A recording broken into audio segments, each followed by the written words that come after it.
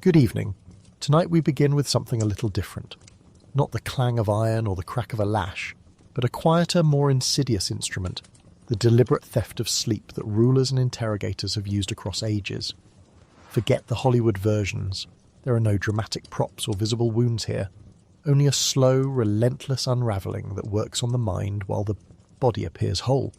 The truth is, dropped into that routine right now, you probably wouldn't last a day. If you're enjoying this, take a moment to like the video and subscribe. And tell me in the comments where you're tuning in from and what time it is there. I'm always fascinated by the variety of places people are watching from. Silence your notifications, take a deep breath, and let's begin. The first traces are faint, like the outline of a face in a dream you cannot quite remember, but they are there if you look close. Laws that speak of night watches, palace records that fuss over centuries, ritual prescriptions that require the faithful to keep vigil until the pale hours. In the bas-reliefs of Assyria and the administrative tablets from the courts of Babylon, there is a choreography of wakefulness, orders to maintain the watch, fines for neglect, a bureaucratic insistence that someone must be awake at the appointed hour to notice danger, to witness, to report. Hammurabi's laws, carved in stone around 1754 BCE, do not prescribe sleeplessness as a punishment in rhetorical flourish, but they make clear the social value placed on wakefulness. The guard who sleeps upon duty destroys property, commits fraud, invites chaos. The law's penalties for negligence implicitly elevate the state of being awake to a duty whose breach is punishable. Wakefulness, then, was a public technology as old as urban life itself, necessary, enforceable, administratively respectable. To be obliged to stay awake was first a civic imposition. The granaries and walls of cities needed eyes, and eyes must be kept open. This civic frame slides easily into punitive uses. An assize against a negligent night watchman is not yet torture. It is a practical order wrapped in the authority of the city fathers. But once the infrastructure of watchkeeping, torches, chains of command, periodic beatings for lapses exists, it can be redirected. The same hangings and chains that prevented a thief from escaping could also, if the state willed it, prevent someone from sleeping. The instruments were simple: increased illumination, enforced pacing of prison yards, chains that allowed little restful posture, sentries who prodded and shouted. They demanded the most ordinary of human acts, sleep, in exchange for compliance. Quiet coercion sat upon the shoulders of ordinary administration. Rituals took the demand for wakefulness and sweetened it with meaning. Across Mesopotamia and into Egypt and the Levant, there were prescribed vigils, forms of prayer and divination in which staying awake became a spiritual economy. The Akitu festivals of Babylon, the morning vigils for the dead, early Israelite night watchings for signs of the divine, all required extended nights. Anxieties about omens and the favour of gods justified sleeplessness as devotion, and devotion sharpened into discipline. The one who could endure the night proved himself to gods and men. That very logic could be turned against foes. To be kept awake under guard could be portrayed to an audience as a kind of mock holy ordeal. The accused is held up to the light of the city, denied the ordinary comfort of night, exposed as a soul in need of judgment. The moral language of ancient medical and philosophical texts supplied vocabulary for both piety and punishment. Hippocratic fragments and later Galenic thought, Galen wrote in the 2nd century CE, but stood in a tradition, made sleep an elemental phenomenon to be balanced. The humoral universe demanded a certain rhythm. Too much sleep, too little sleep, each implicated in temperament and health. Physicians worried about insomnia and offered remedies, while also noting the frailty of a body deprived of rest. The ancients understood that wakefulness wore a body thin, that nerves fray, that judgment dulls. This physiological knowledge made sleep deprivation useful to authorities who wanted statements. A mind misaligned by exhaustion is more pliable, more suggestible, easier to shepherd to confession. It is no accident that statecraft and medical law developed alongside one another. One could read a client's sleeplessness as disease, as divine punishment, as proof of guilt. The conceptual overlap permitted forms of coercion that were both hands-off and intimate. No knife, no scar, only the slow attrition of being continually awake. Reports and literary fragments supply the colour. Herodotus, and later Greek and Roman chroniclers, remark upon the phenomenon of forced vigilance among soldiers and custodians. When Xenophon writes of the marching Greek mercenaries who must keep knights in hostile territory, he notes the discipline required, the ways that exhaustion undermines cohesion. Polybius and Livy record incidents in which sentries who slept were summarily executed for allowing an enemy breach, and Tacitus describes the Roman apparatus of interrogation, where nightly watches and prolonged questioning coalesce in prosecutorial vigour. The Roman military code was famously unforgiving about sleep on watch. The punishment could be death or severe mutilation. Brutal, efficient, very tidy for commanders whose calculations favoured deterrence. But the practice also appears in subtler, less obviously violent places, the courts of Athens, the sanctuaries where cults presided. Even domestic disputes could be arranged so that the accused were made to endure the night, questioned in the pale hours, or deliberately denied the restorative lapse into RM. Stories about the tyrant who kept a rival awake with music, or the magistrate who stipulated that an oath must be sworn in the bleary morning after a sleepless night, become plausible when you remember how thin the line between public order, ritual observance and punitive deprivation could be in crowded ancient cities. What is punishment for one is discipline for another. The net result is that being awake, in the ancient world, was a morally freighted condition, part virtue, part vulnerability. Archaeology nudges us toward the physicalities of this history. Towers along the walls of Mycenae, the watchhouses staggered along Roman roads, the little cells and dungeons beneath palaces. These remind us that long nights were governed by architecture as much as law. Narrow cells, poorly ventilated, with stone floors and little light, were not designed for comfort. They were designed to minimize sleep. A sleeping body needs warmth, a slope, a place to curl. Remove one of these and you remove the likelihood of restful sound sleep. A cell that is bright at night, or that is centrally located in the building so that footsteps circulate continuously outside, is a room that manufactures wakefulness. The materiality of punishment, iron rings affixed to the wall, chains that prevented lying down, torches that burned oil and cast harsh lights, was as important as the formal law books. If you wanted people awake, you built them awake. By late antiquity and into the medieval centuries, the tactic moved with institutions that were changing form but not intent.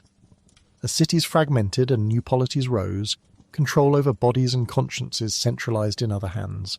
Bishops, monasteries and feudal courts, but the demand for information and confession remained. The early medieval inquisitions were not yet the horror shows of later centuries, but the marshalling of clerical and secular authority created spaces where extended nocturnal interrogation could take place.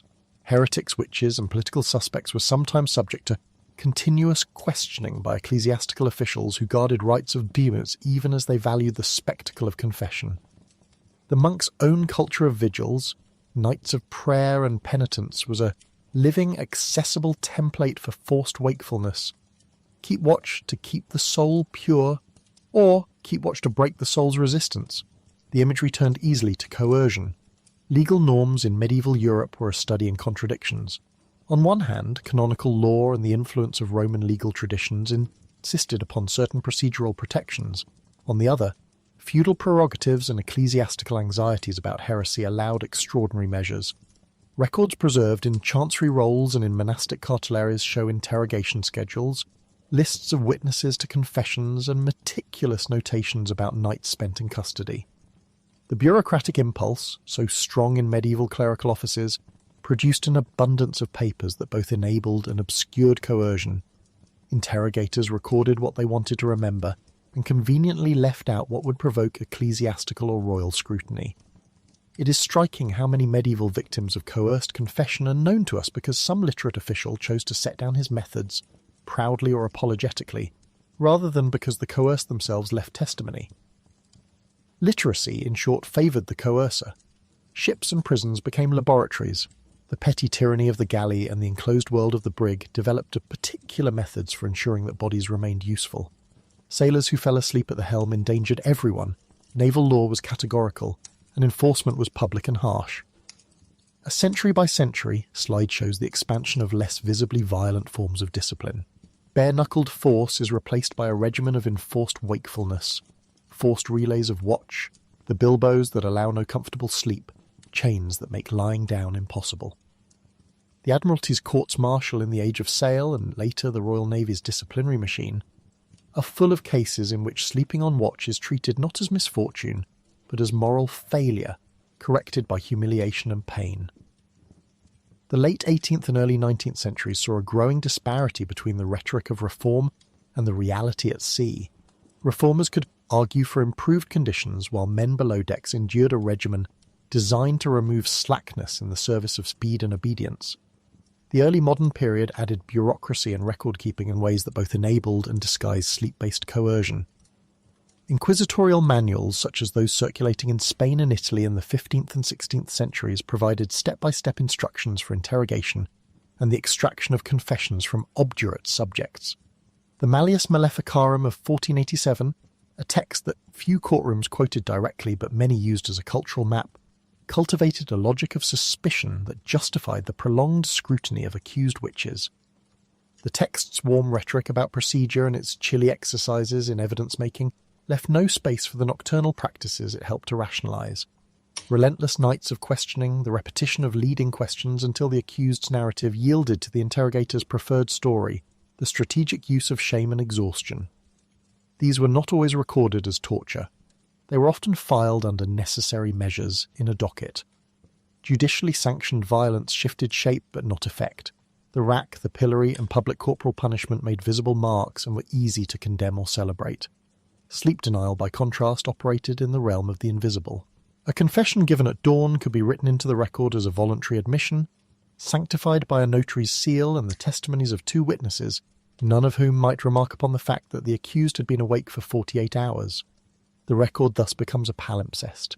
The paper says consent and the flesh remembers coercion. Historians who work in archives learn to read silence as much as ink. A missing line in a ledger, the sudden disappearance of wages, an uncharacteristically neat confession in the morning, all these are clues that a night was long. Across Europe and its expanding global empires, the machinery of policing developed a quieter set of tools alongside the sword. Municipal watch systems grew into proto-police, and by the 17th and 18th centuries, the institutions that would become modern police forces experimented with methods of compliance that were sober and persistent rather than spectacular.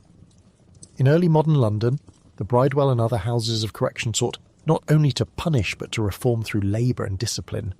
The watch house became a place where a person's circadian rhythms could be reshaped in service of social order.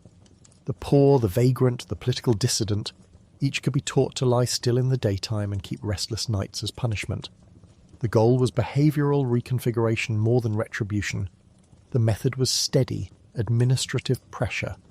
Light, noise, shifts of guards, mandatory roles, and the denial of opportunities for restful sleep. The transition to colonial context widened the stage and deepened the stakes. European empires transplanted their security apparatuses across continents, and in doing so they adapted old methods to new terrains. In colonies from India to Algeria, Jamaica to Kenya, imperial authorities confronted insurgency, banditry, and political movements that did not respond well to traditional policing. The strategic logic of sleep denial, its efficiency, deniability, and psychological impact made it attractive. It left no obvious scar on the body to show at an inquest could be justified as maintenance of order, and offered a way to extract information in the absence of open courts or fair procedures. The French in Algeria provide an early and stark example of such adaptation. During the brutal years of the Algerian War, 1954 to 1962, French military and parastatal units under generals such as Jacques Massu and later officers admitted to and defended a tactic-rich campaign of pacification in which interrogation techniques included extended nightly questioning, deprivation of rest, and sensory disruption designed to keep detainees awake and disoriented. Testimonies collected after independence and later disclosures, including those by French officers, reveal that sleep deprivation was part of a suite of methods whose logic was simple. Remove the refuge of sleep, and a person becomes more malleable. Where public opinion and legal constraints forbade overt physical mutilation, the quiet weapon was deployed. It was also easier to rationalise to soldiers who were told that this was cleaning house in the name of security. British imperial policing learned similar lessons, sometimes from its own experience, sometimes from others. The colonial police in India from the late 19th century onwards developed lugging techniques, prolonged interrogations, and systems of detention that entailed systematic disruption of sleep. Reports from Indian reformers and nationalist leaders From the late colonial period, detail nights of questioning where family members were kept in separate cells, and the accused were brought repeatedly for interrogation at irregular hours to prevent sleep consolidation. The logic of punitive sleeplessness fit neatly into the broader pattern of preventive detention laws, emergency powers, and informal practices of intimidation that characterised British rule in many parts of the subcontinent. Gandhi and other nationalist leaders wrote about police methods that were less visibly violent, but profoundly demeaning: noise, movement, and the absence of time. The Mau Mau emergency in Kenya, 1952 to 1960, is a telling case of scale and concealment. The colonial government's response to the insurgency involved mass detentions, a network of camps, and a repertoire of methods aimed at breaking the insurgents' networks and morale. For many detained Kikuyu, sleep deprivation through loud work parties, forced night interrogations, and the organisation of prisoner life to minimise rest became part of the daily routine of captivity. Documentation only emerged slowly, in part because the administrative paperwork was inconsistent, and in part because the colonial regime constructed a legal and rhetorical shield. Detainees were held for rehabilitation, not punishment. Their schedules were portrayed as labour regimens for the common good. It took decades for archival material to be released and for survivors' testimony to be taken seriously. In the 2000s, British courts and historians would finally force open files that revealed systematic abuse. For years, however, the silence of the archives had served the empire. French and British colonial practice also met at the crossroads of scientific rationales that sought to justify harsh administrative measures in terms of modern governance. Where ethnographers and colonial administrators touted the benefits of civilizing missions, the apparatuses of control employed non-spectacular violence to shape behaviour. The claim was always that the methods were restorative or preemptive, that they preserved order for the greater number. Sleep deprivation fit this narrative, a temporary discomfort in the pursuit of long-term stability. The irony was not lost on those subjected to it. Many colonial officials, in private correspondence, acknowledged the moral ambiguity of these measures, even while defending them as necessary. The dark humour of the imperial project is that it professed to be modern and humane, while perfecting techniques that left no visible wounds. The difficulty of documenting such practices is structural. Scarred flesh can be photographed and medicalised. Days spent awake are harder to prove. Colonised peoples, who often struggled to achieve documentary parity with colonial bureaucracies, found their complaints translated into a language that favoured material evidence. The colonial court or commission would ask for proof, and the evidence that mattered, x-rays, bruises, amputation, was absent. Testimony that a man had been kept awake for nights and mornings, repeatedly questioned and moved between cells at irregular hours, was often judged hearsay or dismissed as the clearings of an aggrieved memory. This epistemic asymmetry helped sustain practices whose strategic advantages included plausible deniability. The administration could claim we did not torture, and the absent scars made that claim wet with plausibility. Another legal mechanism protected sleep-based coercion, the use of a lexicon that normalizes deprivation. Terms like protective custody, preventive detention, rehabilitative regimen, and interrogation schedule allow officials to wrap routines of denial in administrative respectability. Detainees were labelled dangerous or at risk, and thus were stripped of the rights that would have compelled independent oversight. Furthermore, the interplay of military and civil authority allowed commanders to recast sleep deprivation as operational necessity, a fact that made judges in the metropolis reluctant to intervene without incontrovertible evidence. The result was a culture of silence inside which the quiet weapon flourished. Scale was an operational consideration. Administering sleep disruption across a population requires co-organisation, shifts of guards, spaces designed to prevent dozing, standardised interrogation timetables, and the capacity to move detainees frequently. It is not a one-man job, it is institutional. When colonial administrations faced mass resistance, the temptation was to scale up techniques that could be deployed broadly and cheaply. Maintaining noisy campwork details, organising roll calls at irregular hours, and denying comfortable bedding were cheap measures in a budgetary sense, and devastating in human terms. The logistics were straightforward and grimly efficient. Exhaustion does not require a steady supply of weapons, it requires people who keep hours and the will to keep someone awake. There were moments when these practices were challenged, sometimes successfully. International human rights organisations, missionary societies, and later decolonising governments used various levers, reports, legal suits, and public testimony to force the opening of records and to insist that the invisible be named. The French state, in the wake of the Algerian War and later revelations, had to grapple with officers' admissions that methods like sleep disruption had been systematically used. Some officers were court-martialed, some fled into political protection, and some, such as Paul Osrasch's, publicly defended what they had done for years. Osrasch's frankness in memoirs and interviews in the 2000s forced a national reckoning that was reluctant and partial. The British government, too, faced slow, mortifying exposure. Declassified cables, survivors' testimony, and decades later, litigation about colonial-era abuses, as in the case of Kenyan detention. These cases demonstrate the pattern. The longer the practice is defended as routine administration, the more difficult it is to dislodge.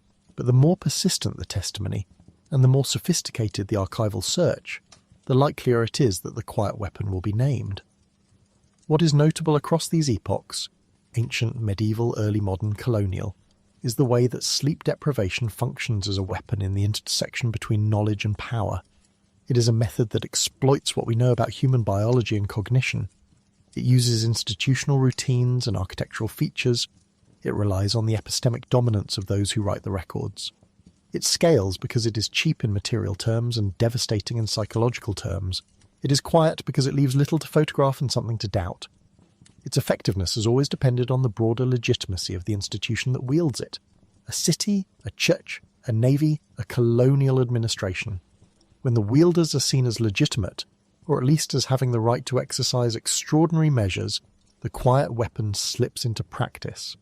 When they are not, its use becomes a scandal and its defenders must scramble for justificatory metaphors. And yet, even as empires and courts change, the basic arithmetic does not. The watch becomes a means of surveillance.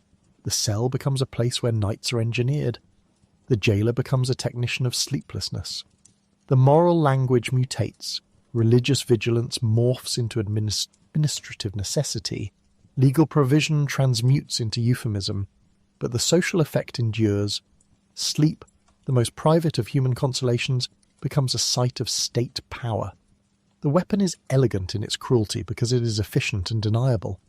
It is the bureaucrat's favourite tool, inexpensive, scalable, and embarrassingly effective. One can sketch the arc from ancient civic duty to colonial counterinsurgency as a story of institutional learning. Each successive polity learned how to harness wakefulness as a form of control by borrowing and refining the technologies at hand. The Assyrian watchman's torch becomes the medieval inquisitor's lamp, which becomes the colonial jailer's floodlight. Techniques like forced standing, enforced march schedules, and irregular interrogations recur because they meet the same goals. Those goals are unromantic: stability, information, deterrence. Sleep denial is a way to achieve them without the costs of public spectacle. That is not to say it is costless. It exacts a toll in human dignity and in the long sediments of trauma that outlive empire and procedure. Small ironies animate the story. Those who crafted high theory about human nature, the philosophers and physicians, often unwittingly provided the rationale for coercion. If the humoral theory of sleep taught that the mind could be unbalanced by wakefulness, then wakefulness itself became a probe, an assay for guilt or temperament. If ritual vigil was a proof of devotion, then enforced vigil could be reframed as a test of sincerity. In this, the rhetoric of the learned and the practice of the powerful colluded. The quiet weapon is thus also an intellectual artifact. It is embedded not only in brick and rope, but in ideas about proof, confession, and the body's pliability. There are comedic and bitter vignettes along the way that make the point with the economy of a jest. A colonial magistrate scribbles a terse note. Subject brought into morning session confesses. No further elaboration. A sailor blamed for a missed watch is publicly flogged and shows the open shame that everyone can see. Another man is gently rearranged at dawn, accused of complicity, and quietly broken by repetition and exhaustion. The former paints a dramatized morality, the latter is an administrative truth. If there is dark humour to be had, it sits in the bureaucrat's satisfaction. The state invented a means of compliance that is effective, affordable, and keeps its hands ostensibly clean. It is the sort of efficiency that in another register would be celebrated in management manuals. It is also worth noting the traditions of resistance and adaptation. People subjected to enforced wakefulness developed strategies, communal watches that shared the burden, feigned sleep to conserve energy, physical maneuvers to catch a few minutes of rest even in the worst cells. Prisoners and detainees exchanged knowledge about making do in uncomfortable conditions. Songs, stories, and the quiet passing of time were survival techniques. These micro-resistances rarely make it into official archives. They survive in oral history, in memoirs, in the ragged reports of activists and clergy who ministered to prisoners. The persistence of testimony, voices that insist upon the experience of the night, becomes one of the main instruments by which the quiet weapon is exposed. If scars are absent, words can be weapons. By the mid-20th century, international law began to catch up, at least rhetorically, with the problem. The Geneva Conventions, the Universal Declaration of Human Rights, and later the UN Convention Against Torture recognized, in various ways, that methods which impair the human person's dignity and capacity for resistance are unacceptable. The language, however, lagged behind practice. Definitions of torture have long been contested. The line between inhuman and degrading treatment and torture itself is embattled. The 5 techniques used by British security forces in Northern Ireland in 1971, wall standing, hooding, noise, deprivation of sleep and food, provoked a famous European Court of Human Rights decision, Ireland v. United Kingdom 1978, that classified them as inhuman and degrading but not as torture, a distinction that has haunted litigation and moral judgment ever since. The legal fine print matters because for administrations the classification dictates legal consequence. If a method is not classed as torture, it can be defended as necessary coercion. Colonial histories thus pushed this legal evolution forward in a tragic way. Practices honed in colonies, techniques of interrogation, the pragmatics of detention, and bureaucratic euphemisms were sometimes imported back to the metropole or adapted in other theatres of state violence. That the coloniser could be taught by the colonised in the dark arts of coercion is a bitter twist. Empire exported both the machinery of rule and the techniques of repression it had found useful at the periphery. The long 20th century subsequently witnessed the global diffusion of the methods that originated in part in colonial policing. Late 20th century counterinsurgency manuals, for all their clinical language, often bore an unmistakable imprint of that history. When you step back from the detail and let the pattern come into focus, you see a phenomenon that is stubbornly modern in effect, if not in origin. Sleep deprivation as a tool thrives where institutions have the power to structure time and space and to claim moral or legal authority for their actions. It is economical in resource terms, adaptable to different cultural logics, and resilient under scrutiny because of its lack of visible violence. The historian's task, then, is to make the invisible visible, to read the administrative forms, to listen for the absences in museums of the body, to follow testimonies through courts and into declassified files. The storyteller's task is simpler and darker, to hold the alertness of the past up to the night of the present, and to remind a listener that the oldest weapons are sometimes the lightest and the quietest. There is a final irony that the sleepless historian enjoys with a melancholy smile. Empires tell stories about their power in public pageants, triumphal arches and gallant regiments. They prefer visible monuments because visibility converts coercion into spectacle that can be justified. Yet some of the most effective technologies of domination are intimate, domestic, and deniable. They do not require monuments. They require torches, lists, shifts, and the patient management of hours. They require the capacity to make time itself an instrument. That is why the history of sleep deprivation as a weapon is not merely a catalogue of methods. It is an anatomy of governance, and a study in how power learns to shape the human day. It is the story of how states, ancient city-states and modern empires, convert the ordinary physiology of rest into an instrument of rule. We carry this legacy forward because the conditions that make sleep deprivation practical remain with us. Institutions capable of detention, bureaucracies capable of euphemism, and legal frameworks that sometimes prefer order to justice.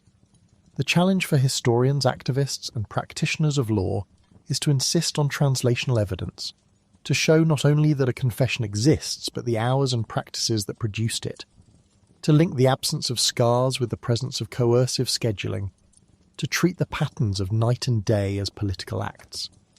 The quiet weapon thrives under the cover of routine. Expose the routine, and its elegance begins to look like mere administration. The scene changes, but the tactic persists.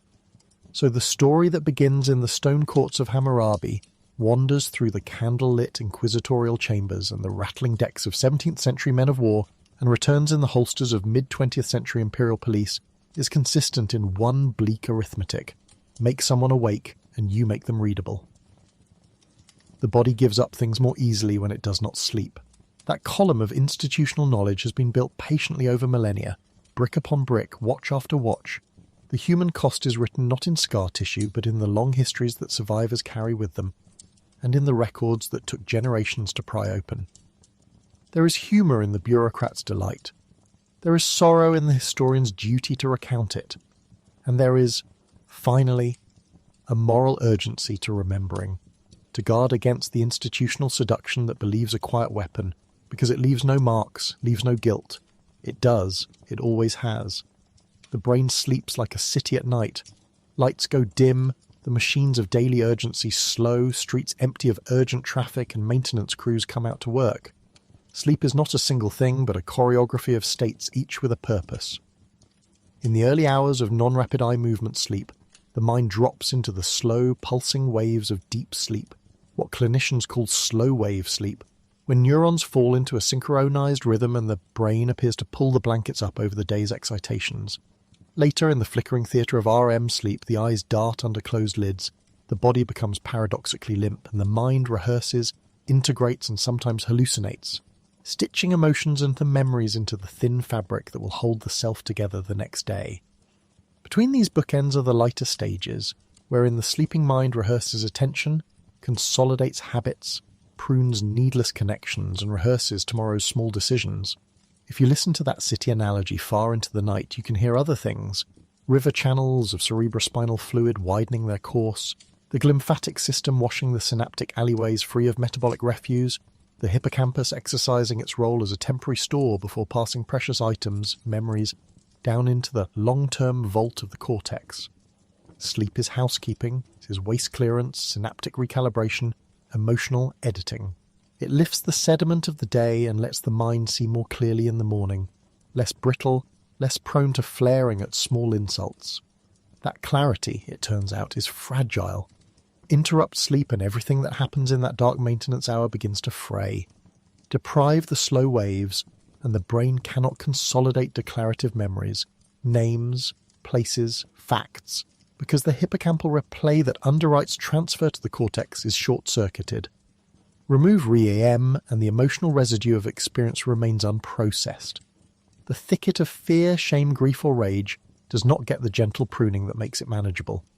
The prefrontal cortex, the little command post that keeps impulses in check and maps to complex decisions, is particularly sensitive to sleep loss. With even a single night of major disruption, people begin to make poorer judgments, to be less flexible, to lose the capacity for sustained attention. Their plans become brittle, and their reasoning turns local and immediate instead of strategic. The amygdala, the old threat detector, becomes more excitable. Sleep deprivation amplifies its voice and turns molehills into mountains. Emotion becomes louder, nuance muffled. There is a biochemical currency to this vulnerability. Adenosine builds in the brain as the hours awake accumulate, a gentle push towards sleep. Interrupt the night repeatedly and adenosine's message grows confused. The circadian rhythms governed by the suprachiasmatic nucleus lose their synchrony with the world. Cortisol rhythms jump like a badly tuned metronome, and the stress axis remains in a state of low, sustained alarm. With that background hum of emergency, decision-making phrase, willpower wears thin, the ability to sustain resistance, be it a refusal, a subtle deception, or a stubborn silence, chafes away. The neuroscience, in short, places sleep squarely at the threshold between coherence and fragmentation. Psychologically, sleep loss increases suggestibility and degrades autobiographical memory. Recall becomes state-dependent in a way that interrogators have long appreciated in the abstract. When the state of a mind is altered, so too are the cues that call memories forth.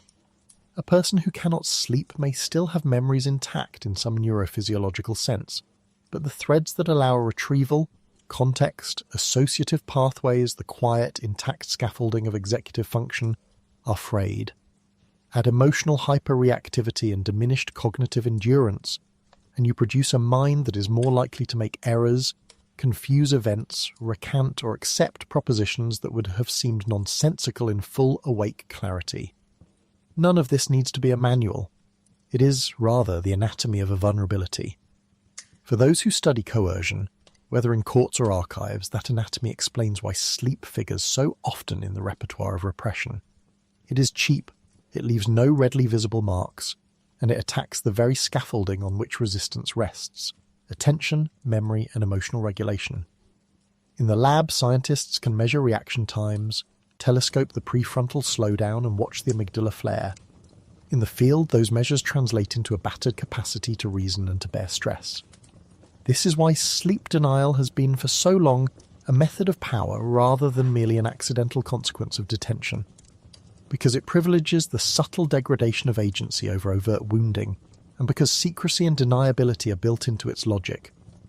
The 20th century is full of regimes that learned this lesson and institutionalized it, sometimes in plain sight, more often behind doors that ate paperwork and exhaled silence. From the dungeons of early totalitarian machines to the modernized camps and secret detention facilities that dotted Cold War maps, authorities translated the vulnerabilities of the sleeping brain into policy and practice. In the Soviet Union, the machinery was bureaucratic, vast, and often murderous in its efficiency. After the revolution, the Cheka set the tone. By the 1930s, the NKVD, under figures like Genrikh Yagoda, Nikolai Yezhov, and later Lavrenti Beria, had graduated from ad hoc terror to a bureaucratic art. The public records that surfaced after 1991, the inventory lists, the trial files, the internal orders, reveal an apparatus that favoured systems: quotas for arrests, transit prisons that delayed counsel and stretched nights into a worn-out blur, interrogation centres where suspects were shifted from cell to cell until their testimony was pliant. The Great Purge of 1936-38 is widely documented for its show trials and mass executions, less often remarked upon in popular retellings, but clear in survivor accounts and secret police memoranda, with the sustained periods of sensory and temporal dislocation applied to coerce confessions, techniques that did not need a scar to be effective. In Germany, the Gestapo and the SS perfected what they like to call secrecy with formality. Dossiers, categories, centralized intelligence fed into a machine that could locate a person, define them as enemy, and pass them through a sequence of institutional nodes, cells, interrogation rooms, camps. The concentration camp system had its own rituals designed as much to grind down identity as to discipline bodies. Roll calls at odd hours, forced workloads that blinked night into day, the constant unpredictability that prevented the mind from settling into restorative patterns. Nuremberg trials and post-war testimonies catalogue many abuses. The common thread was a systemic denial of the small mercies that sustain human coherence, consistent sleep chief among them. Colonial wars in the middle decades of the century made sleep deprivation a tool of counterinsurgency. In Algeria, during the Battle of Algiers in 1957, French paratroopers sought efficient ways to extract information from the FLN's captured cadres. Brutal tactics were deployed in the name of saving metropolitan lives. Henry Alleg's La Question, published in 1958, made public the practices used in Algiers: language of interrogation, the denial of rest, the calculated erosion of hope. Years later, General Paul Osseresses would write bluntly about the methods used by French forces, a confession not of accidental excess but of systematic policy, and the metropolitan debate that followed would expose the distance between public law and the practiced tactics of empire. The British experience in Northern Ireland brought the matter into the courts of Europe. In the early 70s, after the policy of internment without trial in 1971 and the intense counterinsurgency operations that followed, British security forces used a set of techniques on detainees, collective measures meant to disorient, to remove normal sensory anchors and to break resistance. The matter reached the European Court of Human Rights in Ireland versus United Kingdom, 1978, which offered a legal judgment that the methods had been inhuman and degrading, although it stopped short of categorising them as torture under the law as then framed. The case and its slow judicial passing showed how sleep denial and allied techniques could sit in a liminal legal space, morally repellent, operationally effective, legally contested. Latin America in the 1970s turned counterinsurgency into an industrialized state project. The Argentine juntas after 1976, the coup that put Jorge Rafael Videla and a three-man military leadership into power, set up a system of clandestine detention. Secret prisons such as the Escuela de Mecánica de la Armada, SMA, in Buenos Aires, became processing centres where people were questioned, processed, and many never released. The National Commission on the Disappearance of Persons, CONADEP, convened by President Raúl Alfonsín in 1983, published Nunca Más in 1984, and detailed a machinery of disappearance and torture that included the systematic use of sleep disruption among other techniques. Chile followed a similar arc after the 1973 coup that installed General Augusto Pinochet. DINA, the secret police led by Manuel Contreras, ran interrogation centres, Villa Grimaldi and Londres 38 among the most notorious, where thousands were held and where state documents later and survivor testimonies would map a pattern of repeated nocturnal assaults on the integrity of detainees. Operation Condor, the cross-border repression agreement that united security services from Argentina, Chile, Uruguay, Paraguay, Bolivia and Brazil in the mid-1970s, turned the practice into a multinational export. Prisoners disappeared across borders, dossiers exchanged, techniques replicated. Declassified cables and internal documents from various agencies show that the logic was strategic, rather than ad hoc. Eliminate leaders, terrorize the networks that might supply them, and discredit dissent by forcing recantations or false confessions written under duress. This pattern, the replication of methods across prisons, secret facilities, camps and black sites, the instruction and training that circulated between services, the euphemisms that masked intent, speaks to command responsibility. These were not merely the dark arts of a few individual rogue officers. They were often the outcome of doctrinal framing. Security manuals, counterinsurgency courses, and internal policy memos that gave permission through silence or direct instruction. Occasionally, top leadership has sanctioned the tools explicitly. More often, it cultivated an environment where efficient neutralization of opponents mattered more than legal niceties, and in that environment, techniques that attacked sleep and with it the cohesion of identity could flourish because they were tidy, deniable, inexpensive, and effective.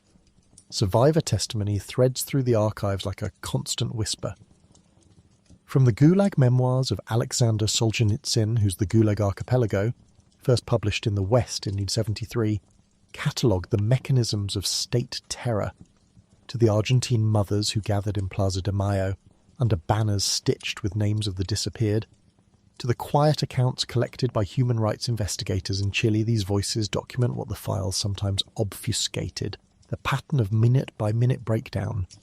Archives give us numbers and directives, testimony gives us texture, the glazed hours, the repeated briefings in windowless rooms, the way time itself was used as an instrument to erode confidence and memory.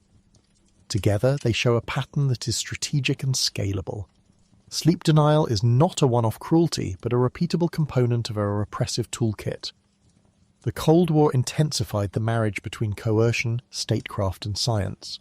The ideological contest pushed intelligence services into new terrains where the language of experimentation and the prestige of medicine served as cover for projects that aimed to understand and, in some cases, to weaponize vulnerabilities of the human mind.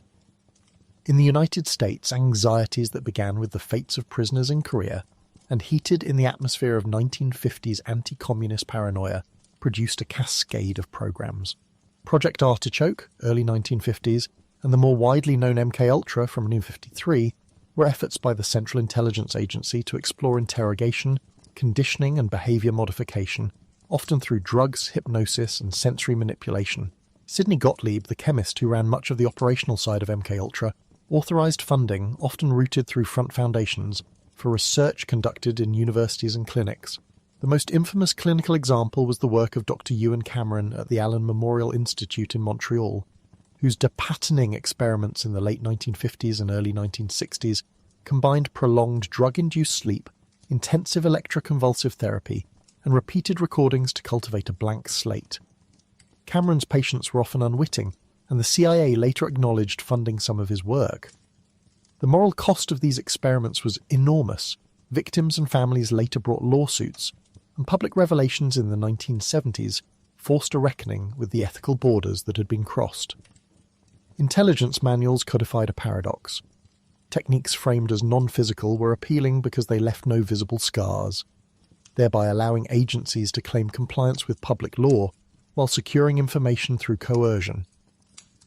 The Kubat Counterintelligence Interrogation Manual of the 1960s, now declassified, discussed psychological pressure in ways that blurred the line between clinical observation and coercive practice. Across the Atlantic, Allied services observed and shared. The British, for example, had their own covert programs and engaged in experiments that reflected the same era's fascination with conditioning and psychological vulnerability. Soviet and Eastern Bloc services pursued their own path, sometimes parallel, sometimes intersecting. The politicization of psychiatry in the USSR, most famously associated with the work of Andrei Snezhnevsky and the diagnosis of sluggish schizophrenia, gave a medical gloss to the incarceration of dissidents. Label a critic mentally ill, commit them to a psychiatric hospital, and the state reached the twin goals of neutralizing opposition and masking political detention as therapeutic intervention. The practice was not only Russian. Throughout the Eastern Bloc, psychiatric institutions could become tools of repression. Declassified party documents and the accounts of dissidents who returned their files after 1991 show that psychiatrists and state security services collaborated in ways that violated the Hippocratic obligation to do no harm. And then there was the profession itself, pulled into the orbit of intelligence. Psychologists and psychiatrists were recruited, sometimes voluntarily, sometimes under pressure, to consult for interrogation programs. Some argued that understanding the mind could prevent coercion or help resist it. Others described techniques in a way that, whether intentionally or not, legitimized methods of influence and control. The moral fallout was acute. Professional associations tightened ethical codes, human subject protections proliferated, and the idea that medical expertise should serve national security without bound was publicly challenged. The revelations that came to light with the United States Senate's Church Committee investigations in 1975 and the public hearings that followed exposed many of the clandestine programs and prompted legal and administrative reforms. Institutional review boards began to multiply in hospitals and universities, clinical practice guidelines were reinforced, and in international law, the post-war human rights framework, already in place since Nuremberg and elaborated in the Universal Declaration and later the UN Convention Against Torture, gained new urgency. Yet the knowledge produced in those Cold War years did not evaporate neatly into ethics textbooks. It seeped, as knowledge does, into grey markets and into the professional blind spots of later conflicts. Manuals once written are copied, heuristics migrate. The same logic that made sleep denial attractive to totalitarian police, no scars, great effect, made it attractive to intelligence organisations trying to squeeze truth from the fog of war. The moral clarity that came in the 1970s, therefore, was partial. Laws could be tightened, some careers ruined, some experiments exposed, but the techniques and the temptation to use them when political stakes were raised remained. Later decades would show this painfully, when new conflicts created new pretexts and old rationales were dusted off and redeployed. What emerges from the Cold War archive is a lesson that is both practical and lamentable. Science can reveal vulnerability without prescribing virtue. Medicine and psychology can illuminate the workings of the mind, but they can also be enlisted to refine methods of control. Intelligence agencies, authoritarians and counterinsurgency schools all learn to value the calculus of deniability and efficiency. Where sleep could be treated as a lever to shift memory and will, it was used. Where psychiatry could cloak the work of politics, it cloaked it. And when the documents were later pried open by committees and courts and the public, the revelations reshaped professional boundaries and international norms, even as the underlying temptation of the weapon that leaves no scars remained a stubborn human device. So the story runs, from the brain's tender hours into the cauldron of the power. Sleep, in its quietness, is a kind of sovereignty of the self, and the deliberate denial of that sovereignty became, through the 20th century, an instrument of statecraft, cheap, deniable, intimate. The science explains why it works. The archives and testimonies show how it was made systematic. The Cold War shows how medicine and intelligence braided together to amplify capabilities and blur responsibilities. The cumulative lesson is not merely historical. It is a quiet, insistently moral admonition about the uses of knowledge, about the ease with which techniques intended, perhaps, to heal or to understand can be remade into instruments of control when political priorities override legal and ethical care. At night, in cells or in secret rooms, in the hush of state files and the bright light of indictment, the same vulnerability revealed by neuroscience was exploited again and again. Those who collect the records, the archivists who finger-yellowed typewritten pages, the survivors who translate private torment into public testimony, are the ones who keep watch now. They catalogue not with a desire for revenge, but to ensure that the lesson is legible.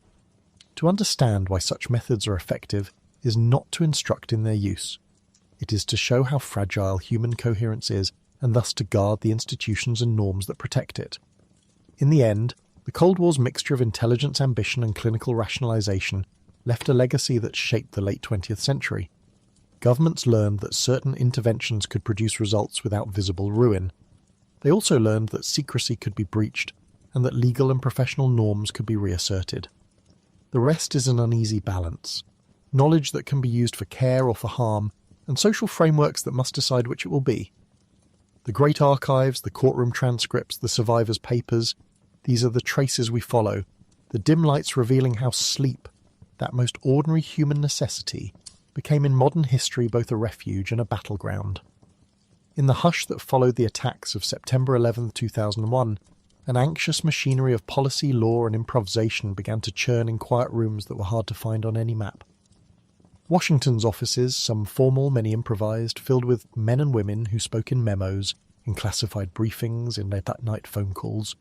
They traded phrases like vital intelligence, preventing the next attack, and the gentler euphemism that would come to define an era, enhanced interrogation. Sleep, its absence, its manipulation, its instrumental use, slid easily into that bureaucratic language, not as an afterthought, not as an accidental symptom, as a deliberate tool. The first public intimations of sleep used as a weapon in the War on Terror arrived in the early spring of 2002, as detainees captured in Afghanistan and Pakistan were moved into a shadowy orbital system of detention. The most infamous of these prisoners, Abu Zubaydah, captured in late March 2002, and Khalid Sheikh Mohammed, captured in March 2003, are names now taught in courses on statecraft and secrecy.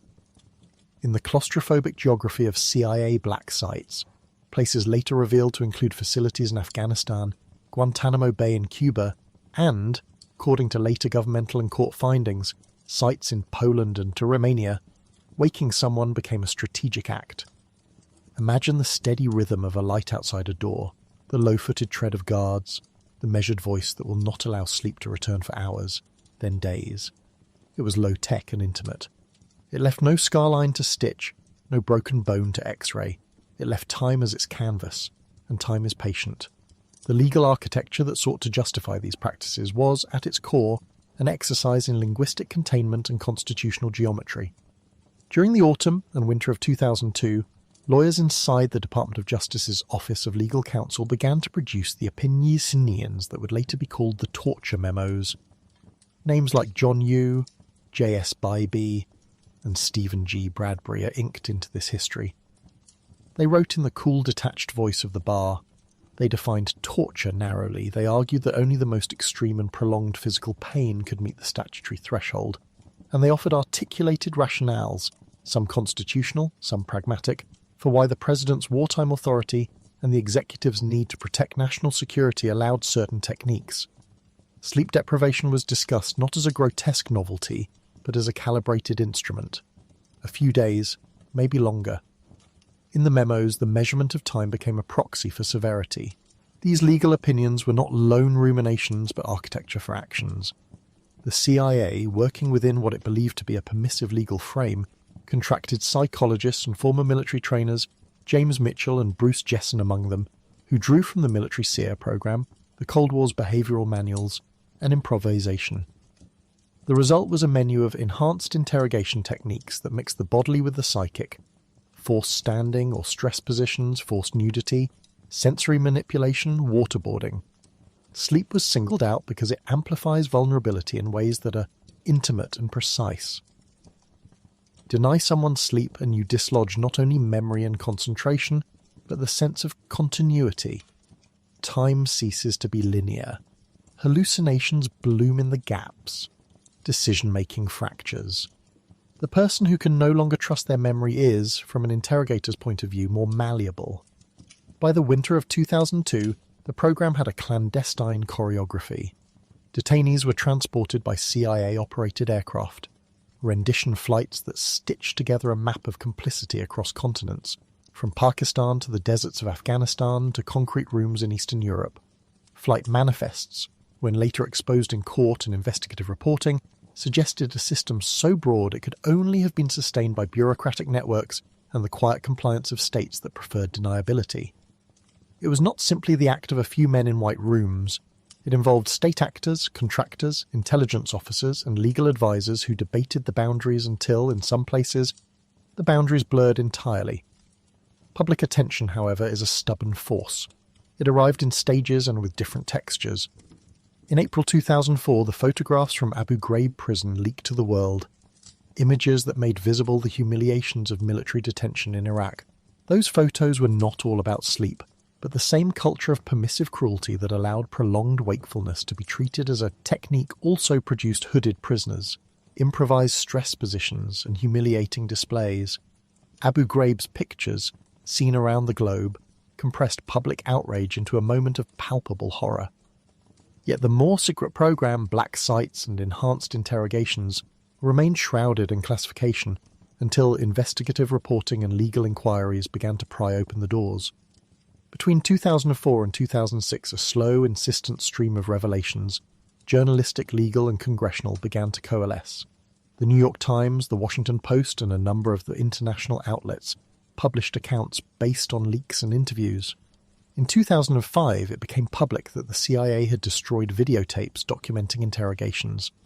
2 tapes reportedly showing early stages of Abu Zubaydah's interrogation, and perhaps others, were erased on orders that later drew intense scrutiny and condemnation. The director of the CIA at the time, Michael Hayden, inherited a house of secrets and a reputation in tatters for having overseen methods that many now saw as morally and legally odious. The Justice Department's own internal scrutiny and the shifting winds of legal counsel complicated the narrative.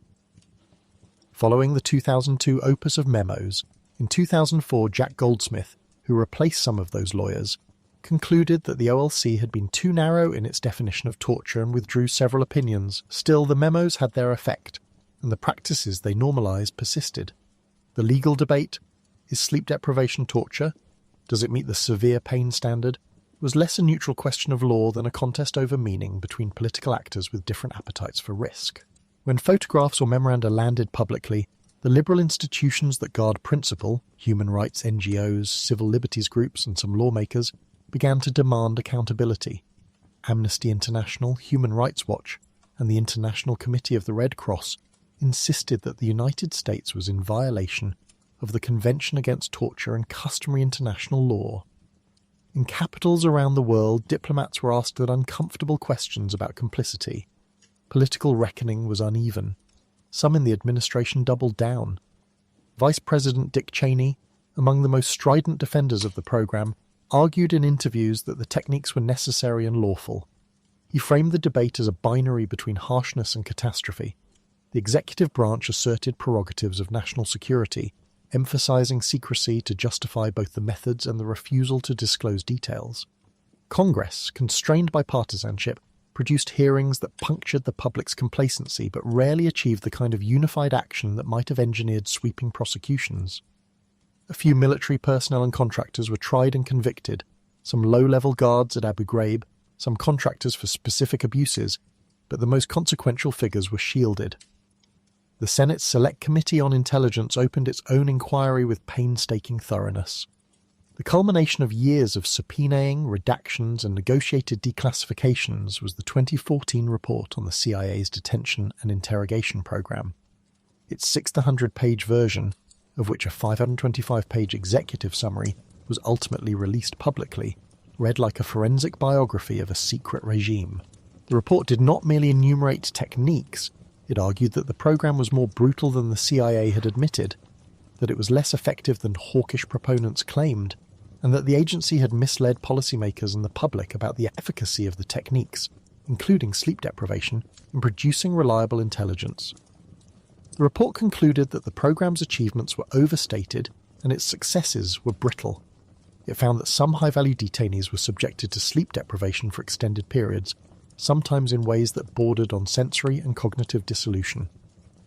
The release of the Senate report intensified the public reckoning, but did not bring universal redress.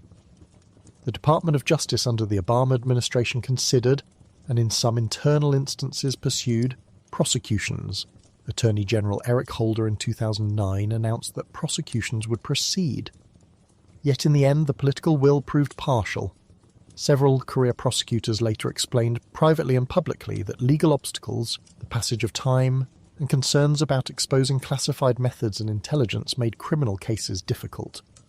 The result was a public ledger of embarrassment, a formal admission by a leading democracy that it had for a time tolerated practices many called torture, coupled with a reluctance to pursue the legal consequences fully, at least for senior officials. This produced a strange lingering moral gap. Apologies and policy changes on one hand, impunity and unresolved accountability on the other. Institutional reflexes nevertheless shifted. President Barack Obama's January 2009 Executive Order 13491 attempted to close the cycle by banning enhanced interrogation techniques at CIA facilities and requiring interrogation practices consistent with the Army Field Manual. The order sought to normalize interrogation within rules that, at least in intention, were transparent and humane. The CIA's detention program was officially shuttered. Black sites were supposed to be a memory, but reputational damage is slow to heal. Allies and adversaries alike learned that a powerful nation could, in secret, craft legal memos that allowed the unthinkable. For many outside observers, transgressions of law by a democracy eroded a claim it had long made: moral leadership. Those who survived the programs moved into quieter, longer battles: medical care, rehabilitation, legal redress, and the fragile work of rebuilding a life. This is where the history of policy transitions into the intimate terrain of human bodies and minds. Forced wakefulness disrupts the nervous system in ways that are immediate and, in many cases, enduring. In a controlled laboratory, a single night of sleep loss dulls attention, fragments memory, and clouds judgment. In an interrogation room administered as policy, sleep deprivation becomes a cumulative assault. The first 24 hours leave grooves in concentration, 48 hours produce microsleeps and a rawness of effect. Beyond 72 hours, individuals are prone to phenomenological breakdowns, hallucinations, dissociative episodes, and an erosion of temporal coherence. When these practices are applied deliberately and repeatedly, the effects can be compounded by other techniques, stress positions, sensory deprivation, temperature manipulation, that together produce a syndromic injury to cognition, affect, and the body. Clinical literature, peer-reviewed and painstaking, corroborates what many survivors described in narrative form: vivid nightmares, fragmented sleep, chronic insomnia, mood disorders, and a cognitive fog that many liken to a perpetual jet lag that never abates. Psychiatry and neurology converge on several core findings. Sleep is not a luxury. It is a physiological necessity for memory consolidation, emotional regulation, and metabolic homeostasis. Interrupt that process deliberately, repeatedly, and in context of fear, humiliation, and sustained stress, and you invite a host of pathologies. Post-traumatic stress disorder, for instance, manifests in recurrent nightmares and sleep fragmentation, but in the context of interrogations designed to deprive, the relationship becomes reciprocal. Severe sleep loss exacerbates hyperarousal and intrusive memories, which in turn prevent restorative sleep, a vicious loop. Longitudinal studies of populations exposed to chronic sleep disruption, shift workers, medical residents, and, in more tragic circumstances, prisoners, show associations with cardiovascular disease, impaired glucose regulation, and immune dysregulation. These are not merely metaphorical harms, they raise long-term mortality risks. There is a growing literature linking chronic sleep problems with neurodegenerative processes, including the accumulation of proteins associated with Alzheimer's disease, though the causal pathways remain under investigation. What is clear in survivors of forced wakefulness is that complaints often do not map neatly onto visible injuries. There is no easy radiograph, no scar. The wound is invisible and stubborn. That invisibility is part of the cruelty. Trajectories of survivors are heterogeneous. Some, with early access to comprehensive care, sleep hygiene interventions, cognitive behavioural therapy for insomnia, trauma-focused psychotherapy, pharmacological support when necessary, recover a degree of functional stability. Others experience protracted cognitive dysfunction, problems with sustained attention, working memory, executive function. They struggle to hold stories together, to follow the arc of a conversation that others take for granted. They may show irritability, impulsivity, or withdrawal. Comorbid conditions appear often. Chronic pain, substance use as a self-medication, suicidality in the most grievous cases. The challenge for clinicians is not only to treat symptoms, but to rebuild trust in sleep itself. Sleep becomes, paradoxically, a space of potential danger, where nightmares rush in and a body that learned to fear darkness must be gradually persuaded that rest will not be weaponized. Diagnosis in these contexts is complicated by overlapping symptom clusters and social skepticism. There is a cultural tendency, particularly in judicial settings, to disbelieve injuries that lack visible scars. The demand for hard evidence sits uncomfortably against lived experience. Legal authorities ask for certainty, tethered to records, memos, tapes, that often do not exist because secrecy and destruction were part of the strategy. This is not to say survivors are believed entirely. Rather, their accounts occupy a contested epistemic space. Forensic psychiatrists and neuropsychologists can administer batteries of tests that reveal deficits consistent with sleep deprivation sequelae, but causation is difficult to demonstrate conclusively, especially years after the fact. Memory is itself fragile. Sleep loss distorts encoding. Memories may be fragmented, incomplete, or conflated. Yet patterns emerge when clinicians assemble histories. The timing of symptoms after detention, the concordance of multiple survivors' accounts, and objective performance deficits on neuropsychological tests. Treatments are multidisciplinary and often long-haul. Cognitive behavioural therapy for insomnia, CBTI, ranks as one of the most effective non-pharmacological interventions. It teaches behavioural and cognitive strategies to re-anchor sleep. Trauma-focused psychotherapies, including prolonged exposure and EMDR, eye movement desensitization and reprocessing, address the intrusive memories and hyperarousal that keep sleep fractured. Pharmacotherapy, hypnotics for short-term stabilization, antidepressants or prazosin for nightmares, can play a role, but they risk dependency and are rarely sufficient alone. Social factors are crucial. Survivors often live with legal limbo, social stigma, and economic instability. These exacerbate sleep problems. Rehabilitation thus needs to be social and medical, public and private. It demands that systems, healthcare, legal, humanitarian, coordinate in the face of evidence that the harm does not present itself easily. This interplay between invisible harm and evidentiary difficulty brings us to a third domain, the hard, meticulous work of proving the unseen. Forensic proof in cases of sleep deprivation and coercive interrogation is an art of assembly. No singular piece of evidence is definitive. Instead, cases rely on the concatenation of documents, witness testimony, medical evaluations, and sometimes the willful disclosures of officials. The kinds of corroboration that have proven compelling vary. Contemporaneous records, detention logs, interrogation schedules, medical notes are gold. They show the rhythm of a regime. Flight manifests and airline contracts reveal rendition routes.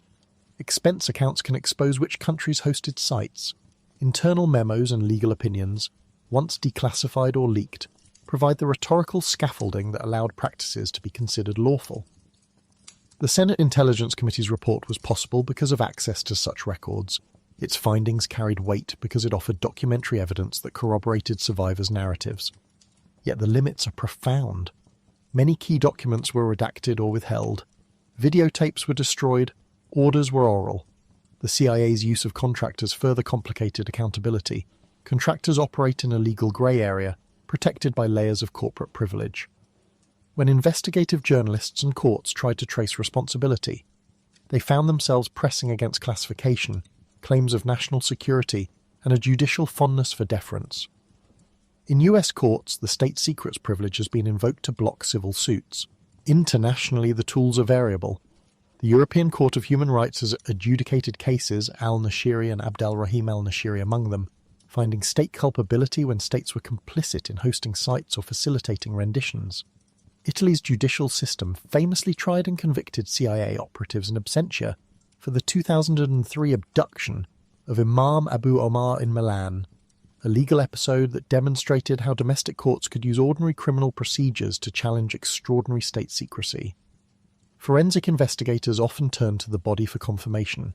Signs of sleep deprivation can be inferred from medical records that show acute cognitive decline, delirium, or psychiatric symptoms soon after detention. Neuropsychological testing can document deficits compatible with prolonged wakefulness, though these are not pathognomonic and can be argued to reflect alternative causes. Imaging studies, MRI, PEE, may reveal structural or functional anomalies, yet the causal chain is contested. Sleep deprivation affects the electroencephalogram, e.g. Certain patterns may be recorded, but only if tests are performed close in time to the abuse. Years later, the trail cools. Witnesses, both insiders and outsiders, matter enormously. Whistleblowers, CIA officers, military medical staff, interpreters offer testimony that can pierce denials. The courage of individuals like John Kiriakou, who exposed aspects of the CIA's program, or military personnel who reported abuses, provided threads that investigative bodies could follow. The state can and often does retaliate. Whistleblowers face career destruction, prosecution, and ostracism. This dynamic is part of the cost of truth-seeking and security systems that prioritize secrecy over sunlight. The legal burden of proof, especially in criminal litigation, is exacting. Prosecutors must demonstrate both actus reus and mens rea, the act and the requisite intent to inflict pain or severe suffering. When the legal memos clutter the record, arguing about intent becomes an interpretive battle. Did senior officials truly authorize a program intended to cause severe suffering? Or did they believe, however mistakenly, that they were acting within the law and for a higher good? These are questions not merely of fact, but of political will. They are also questions of precedent. Prosecuting leaders for legal opinions, they authorized risks unsettling the executive branch's wartime prerogatives in a way that many courts and politicians are reluctant to confront. Political context shapes evidentiary outcomes. In the immediate post-9/11 climate, fear furnished moral permission. In later years, when publics were no longer suffused with the immediacy of September 11th, the appetite for investigations grew, but so did the resistance to prosecutions that might expose classified sources and methods. International actors offered varying responses. Some European states initiated inquiries into their own complicity and rendition. Others quietly accommodated the CIA in exchange for intelligence. NGOs pushed for universal jurisdiction, for treaties to be enforced, for governance bodies to hold states accountable. Their success has been uneven. The struggle to translate moral clarity into legal consequence is costly and slow. Yet legal strategies continue to evolve. Civil lawsuits provide a route that circumvents some criminal constraints, though they often settle under confidentiality arrangements and offer reparations without public trials.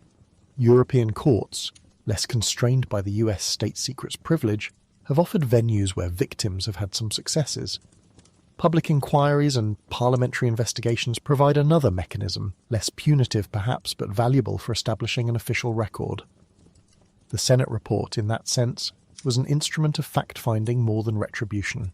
It recorded, in a way that will be read by future historians and policymakers, the contours of transgression and the limits of legal rationalization. Forensic science itself is pursuing new avenues. Sleep deprivation biomarkers are an emerging field. Molecular signatures, neurochemical imbalances, and patterns of neural connectivity disturbed by sleep loss may someday serve as more direct proof. At present, however, they are correlative and contested. Memory science offers tools to understand how time and trauma reshape witness accounts, making testimony both more vulnerable and, in some patterns, more reliable. Chain of custody documentation, meticulous logging, redundant records, and periods where classification is lifted for independent review can preserve evidentiary value. But none of these tools can fully substitute for political courage. History, in the soft shift of its later hours, tends to fold these episodes into narratives of learning and forgetting. The public reckoning after post-9/11 enhanced interrogation practices produced reforms. Some are durable. The Obama administration's directives closed black sites and sought to bind interrogations to a legal framework.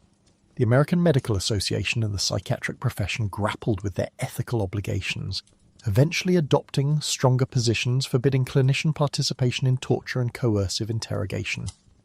The SARE program's training lessons were scrutinized and its misuse exposed. Yet institutional memory is fickle. New threats, new technologies, and new administrations may recalibrate boundaries. Legal memos can be written and rewritten. The fine print of policy can be made to swallow ethical prohibitions when fear is acute. The people who experience these practices live in a slower chronology. Some recovered the simple rhythm of night and day, others have not. Their stories complicate any tidy moral accounting. Sleep deprivation as torture is a weapon that teaches us about cruelty's modernity. It is administrable, deniable, and because it leaves no scar, it asks us to invent legal and moral forms that can see the unseen. For survivors, the work of recovery is therapeutic and juridical, medical and political. For states, the work is harder. To build institutions that resist the temptation to weaponize human fragility, even in the glare of fear. In the final judgment of history, perhaps the most telling measure of this era will not be how many memos were written or redacted, nor how many settlements were quietly paid, nor yet which prosecutions were eschewed. It will be whether democracies learn to guard not only their security, but also their humanity in moments of peril. The sleep that was withheld from detainees was not an abstract policy experiment, but an attack on the continuity of the self. It transgressed a threshold that many nations had once resolved to keep inviolate. The post-9/11 policies taught an old lesson anew, that the soft, quiet things, time and memory, rested among the first and most potent casualties when governments trade secrecy for speed and doctrine for deliberation. So the record becomes a patchwork. Memos and redactions, images and denials, clinical notes, and the whispered testimonies of those who were kept awake until their minds frayed at the edges. Forensic practices will advance, our ability to document the physiological traces of sleep loss will improve. Courts will continue to wrestle with standards of proof that were never designed for harms without visible wounds. In the meantime, clinicians will mend, as they can, the bodies and psyches unstitched by prolonged wakefulness, and advocates will press for legal remedies that remain stubborn in their pursuit of truth. History has a long memory for certain ironies. The weapon that leaves no scars leaves, instead, a map of absence. The map is composed of sleepless nights, of memos that argued away moral thresholds, of destroyed tapes and flight manifests that were once hidden in hangars at dusk. It is composed of the hushed conversations of lawyers who thought they could contain moral peril within clauses, and of psychologists who translated training into techniques. It is finally composed of people who now must learn again to trust the night. We end, for now, with the patient work that follows revelation. Documentation, therapy, legal contestation, and the slow essential act of bearing witness. Sleep deprivation as state practice taught the world what cruelty can look like when it is rendered administrative. The human cost, the medical consequences, and the forensic difficulties of proving such harm are all part of a history that is still being written. In the soft, measured tone of memory and policy, that history insists on a question that will not be shelved by memos or classified seals. What price of security ought a society be willing to pay for its soul? There is a certain quiet violence in how the law learns to name things, how international instruments trace the contours of cruelty not by the colour of a wound, but by the shape of a night without sleep. The story of how sleep denial, the slow erasure of eyelids, move from the shadows of interrogation cells into the formal language of prohibition is clinical and stubborn, full of treaties and footnotes, late-night drafts and morning meetings where diplomats favoured carefully chosen verbs over the heat of accusation. Long before the word enhanced was assigned to methods designed precisely to leave no blood, states had already placed a handful of principles on parchment. The 1948 Universal Declaration of Human Rights announced in measured sentences that no one should be subjected to torture. The International Covenant on Civil and Political Rights, adopted in 1966 and enforced by 1976, repeated that prohibition in binding legal tone. These texts did not speak in the detail of interrogation manuals, but they laid a moral pavement on which later law would try to walk without stumbling. The United Nations Convention Against Torture, adopted in 1984 and entering into force in 1987, is the keystone for modern international prohibitions. It binds states to prevent torture and to punish it. Its Article 1 defines torture in a way that reaches beyond broken bones. It speaks of the intentional infliction of severe pain or suffering, whether physical or mental, for purposes such as obtaining information, punishment, intimidation or coercion, when committed by or with the acquiescence of public officials. That phrase, whether physical or mental, matters. It is the legal hinge that opens the door to recognizing that a man or woman kept awake, kept disoriented, systematically deprived of the rhythms that bind our minds together, may suffer a depth of injury not visible on an autopsy table. But law rests on interpretation. For decades, regional human rights bodies and courts were pressed to say whether certain no-touch techniques counted as torture. One of the first definitive tests came in Strasbourg in 1978, when the European Court of Human Rights decided Ireland versus the United Kingdom. The case looked at the 5 techniques used on internees in Northern Ireland in 1971-72, wall standing, hooding, subjection to noise, deprivation of sleep and food, and prolonged isolation. The court concluded, painfully and provocatively, that these methods were not torture, but amounted to inhuman and degrading treatment. The decision set a legal precedent, narrow, contested, and one that would be cited again and again, that the line between torture and inhuman treatment could rest in part on an assessment of intensity and duration. The judgment carried consequences beyond Britain and Ireland. It was a note in a larger song about what states might do in the name of security without breaching a criminal threshold, and how courts might be asked to arbitrate what, to ordinary moral sensibility, feels like the same thing. Regional jurisprudence and United Nations mechanisms did not, however, agree on a single seam. The inter-American system and national courts in Latin America began to reckon with the massive use of sleep denial and sensory manipulation under military dictatorships during the 70s and 1980s. Truth commissions in Argentina, Chile, and Uruguay recorded testimony about interrogators who engineered cruelty through patterns of deprivation. Long shifts of interrogation, sudden daylight and darkness, constant interrogation against a background of loud, grinding noise, and national prosecutions gradually followed in those countries as dictators fell and archives opened. The Indian Supreme Court, the South African Constitutional Court, European tribunals and special committees of the United Nations all added distinct threads to the tapestry, sometimes drawing tighter lines around severe mental suffering, and at other times leaving generous room for state discretion under the rubric of national security. After 11th of September 2001, the legal debates became urgent and public in a new way. The Bush administration, eager to prevent further attacks, reached for a word that would make certain techniques lawful: necessity. A small group of lawyers in the United States Department of Justice's Office of Legal Counsel, including John Yoo and Jay Bybee, drafted memoranda in 2002 and 2003 that argued for a narrow definition of torture, one that required physical pain akin to organ failure or death, and thus cleared the path for enhanced interrogation techniques in US detention facilities and secret CIA sites. Those memos were not simply dry legal arguments, they were the hinge on which policy swung. When the CIA sought legal cover for techniques such as prolonged sleep deprivation, the memos supplied carefully parsed definitions and mental arithmetic that made the indefinite seem, in the eyes of counsel, legally defensible. Outside Washington, other legal voices cried foul. International human rights experts, the United Nations Committee Against Torture, and a chorus of NGOs insisted that a narrow, literalist definition of torture would undermine the very purpose of the prohibition.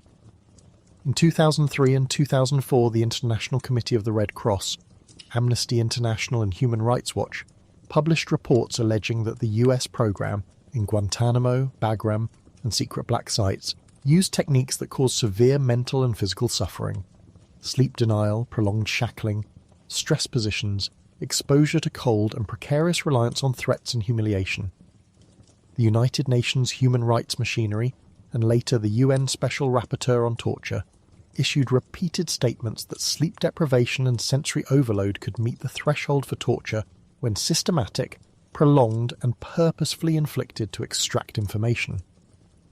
One striking rhythm in the law is the tug-of-war between universal principles and tailored exceptions. The ICCPR and UNCAT demand prohibition. National security reasoning, woven into state practice, crafts exemptions or narrow readings.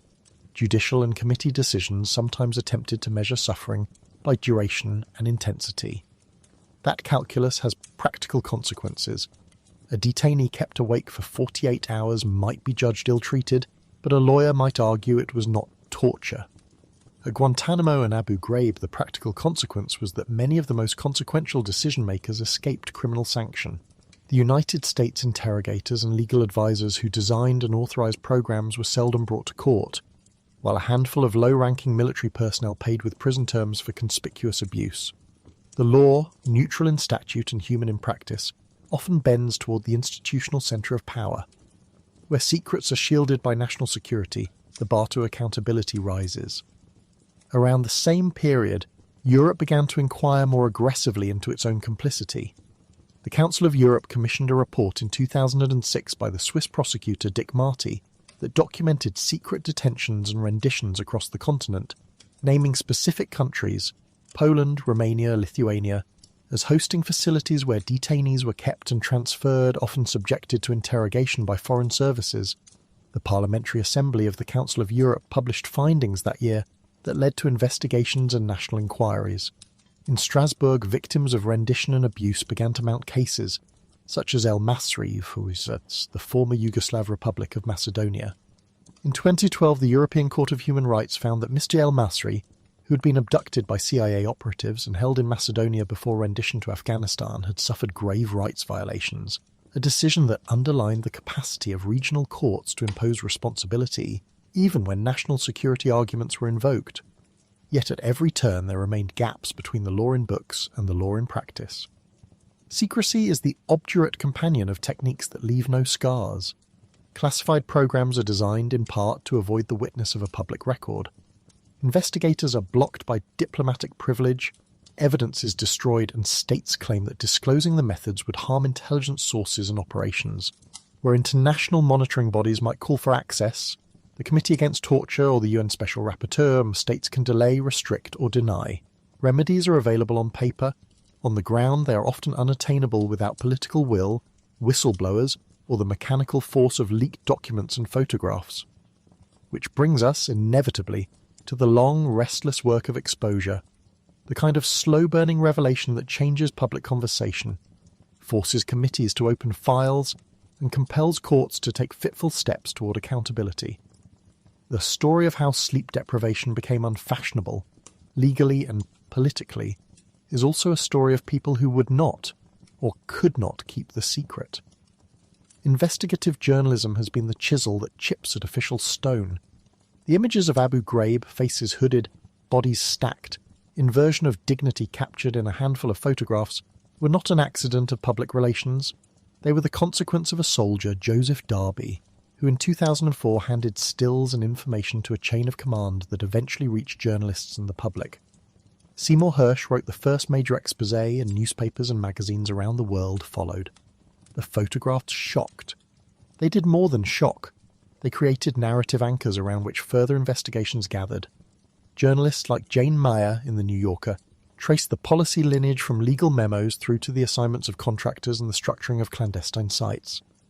Investigative teams in Europe and North America, working alongside NGOs, began to pull at threads that led from CIA black sites to diplomatic clearances in European capitals. Leakers and whistleblowers convert knowledge stored in servers and binders into public fact.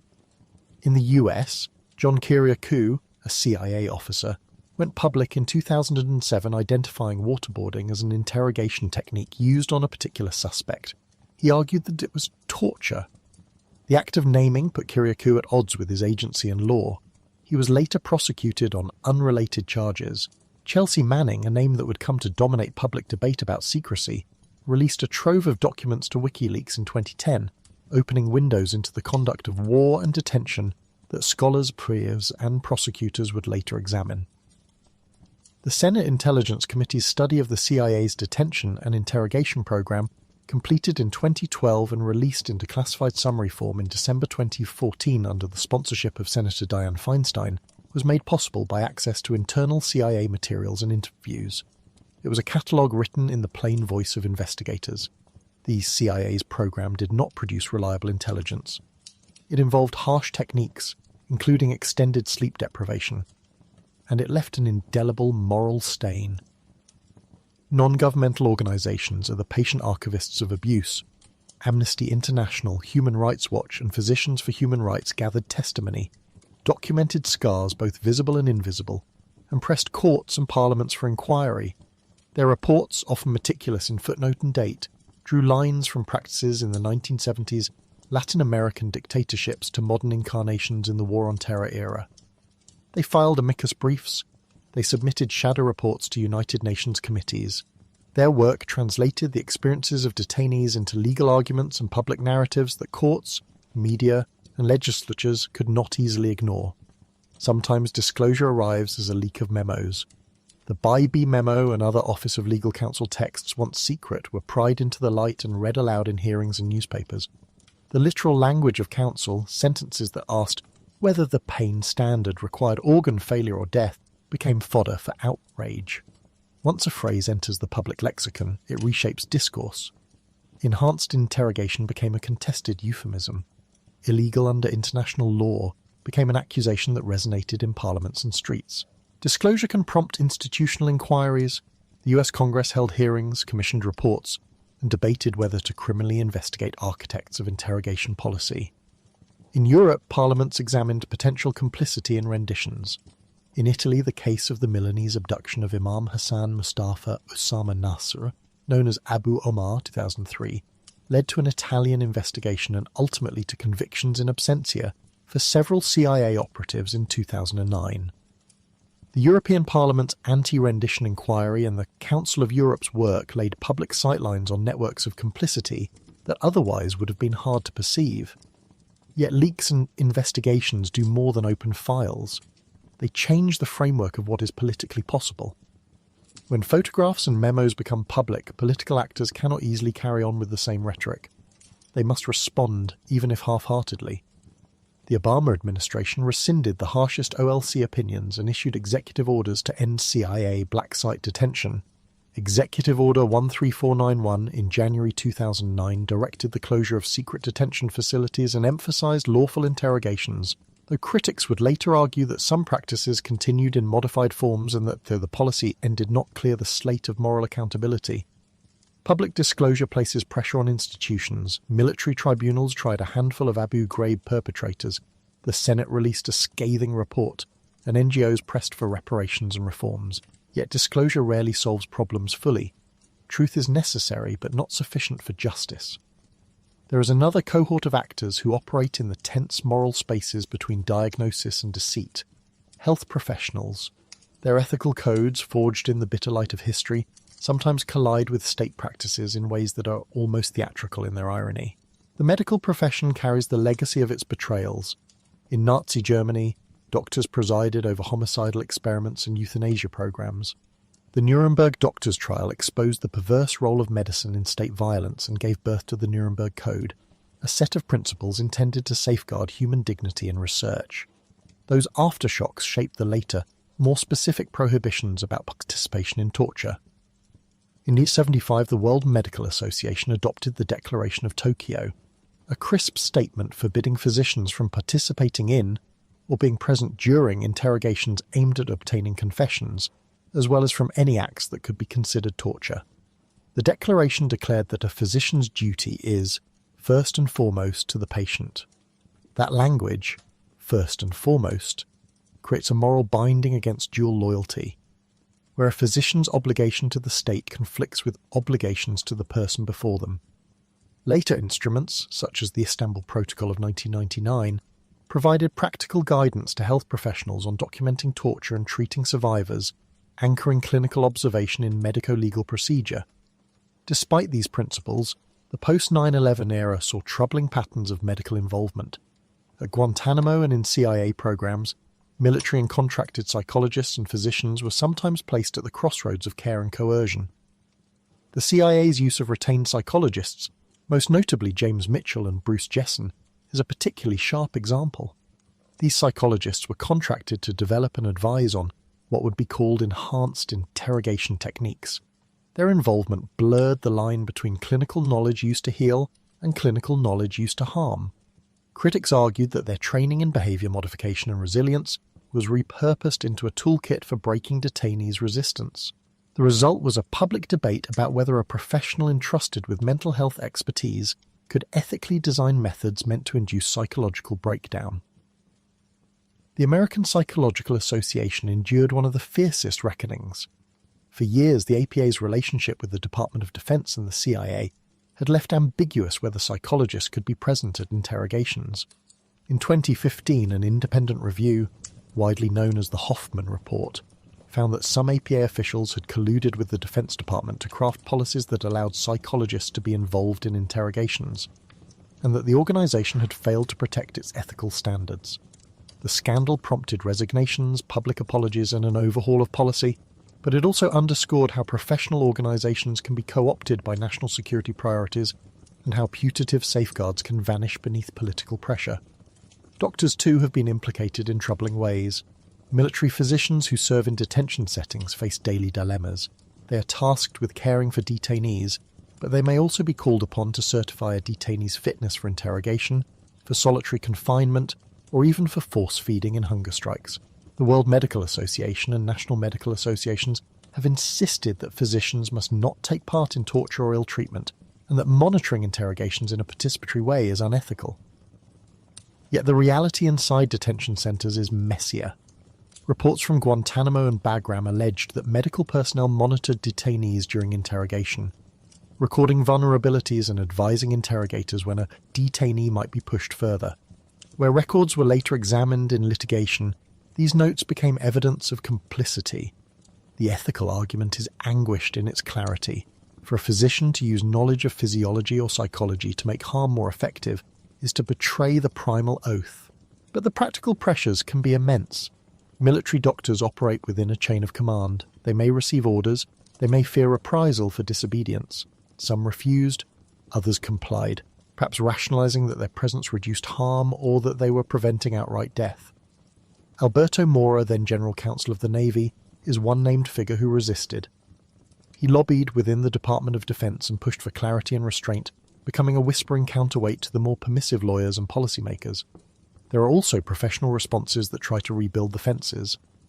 The World Medical Association updated guidance and launched campaigns to reinforce that force-feeding competent hunger strikers is impermissible when done to break protest.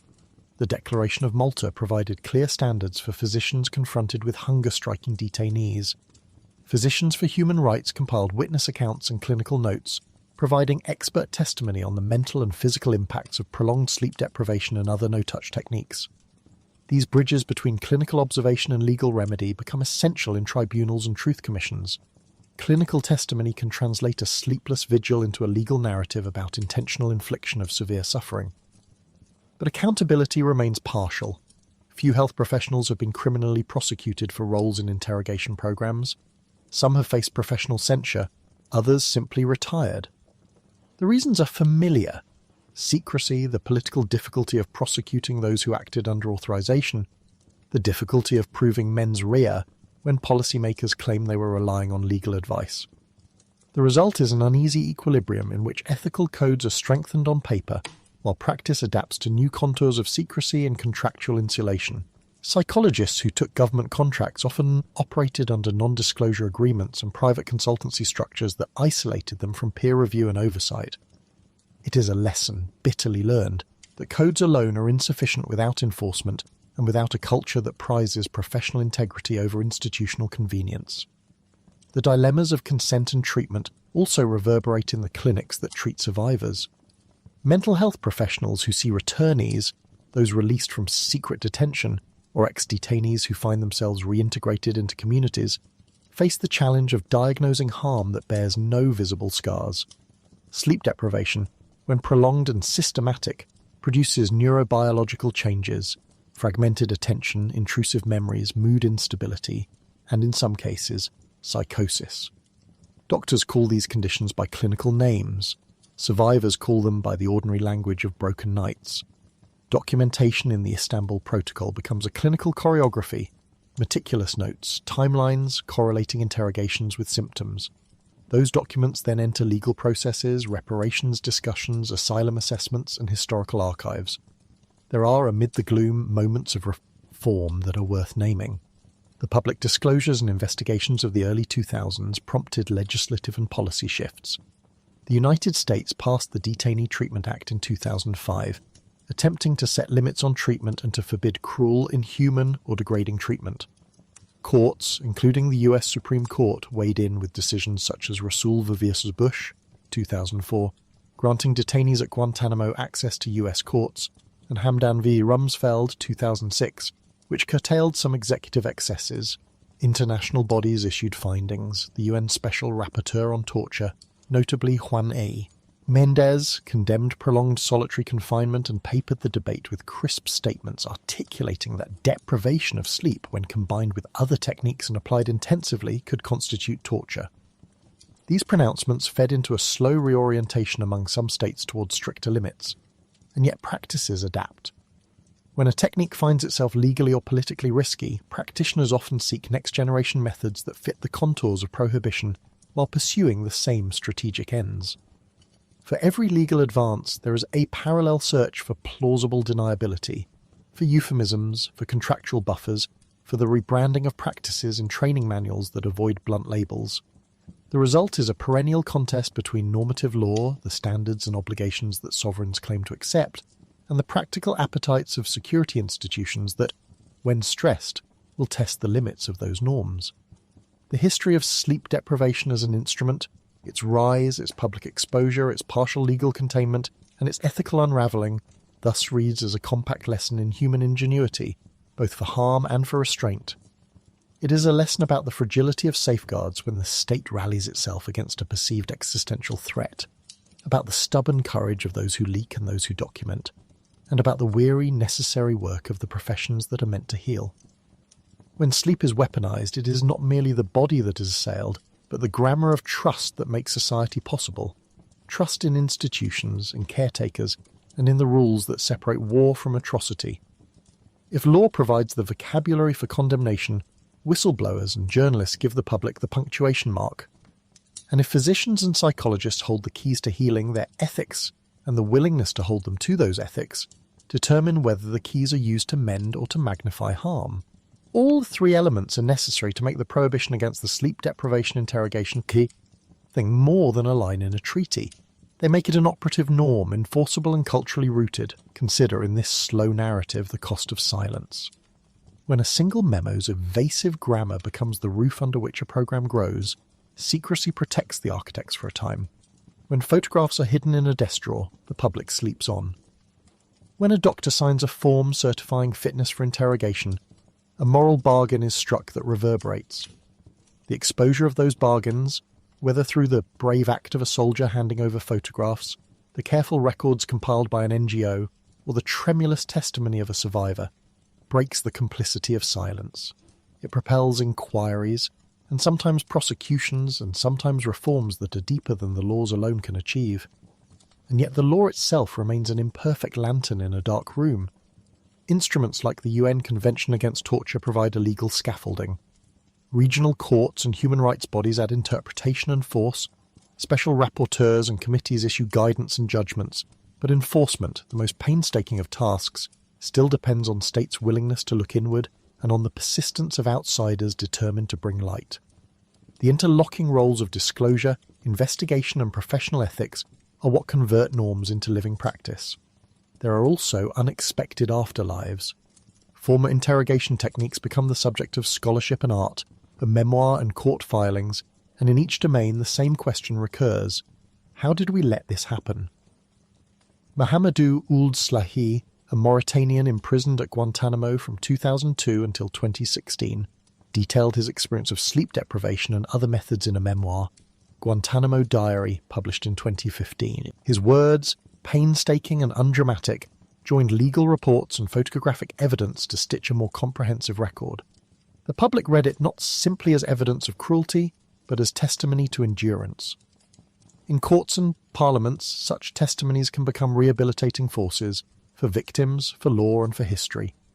The story of prohibition, exposure, and professional responsibility continues as an unfinished conversation. New international instruments are drafted, new cases filed, and new ethics policies adopted. But the fundamental dynamics remain.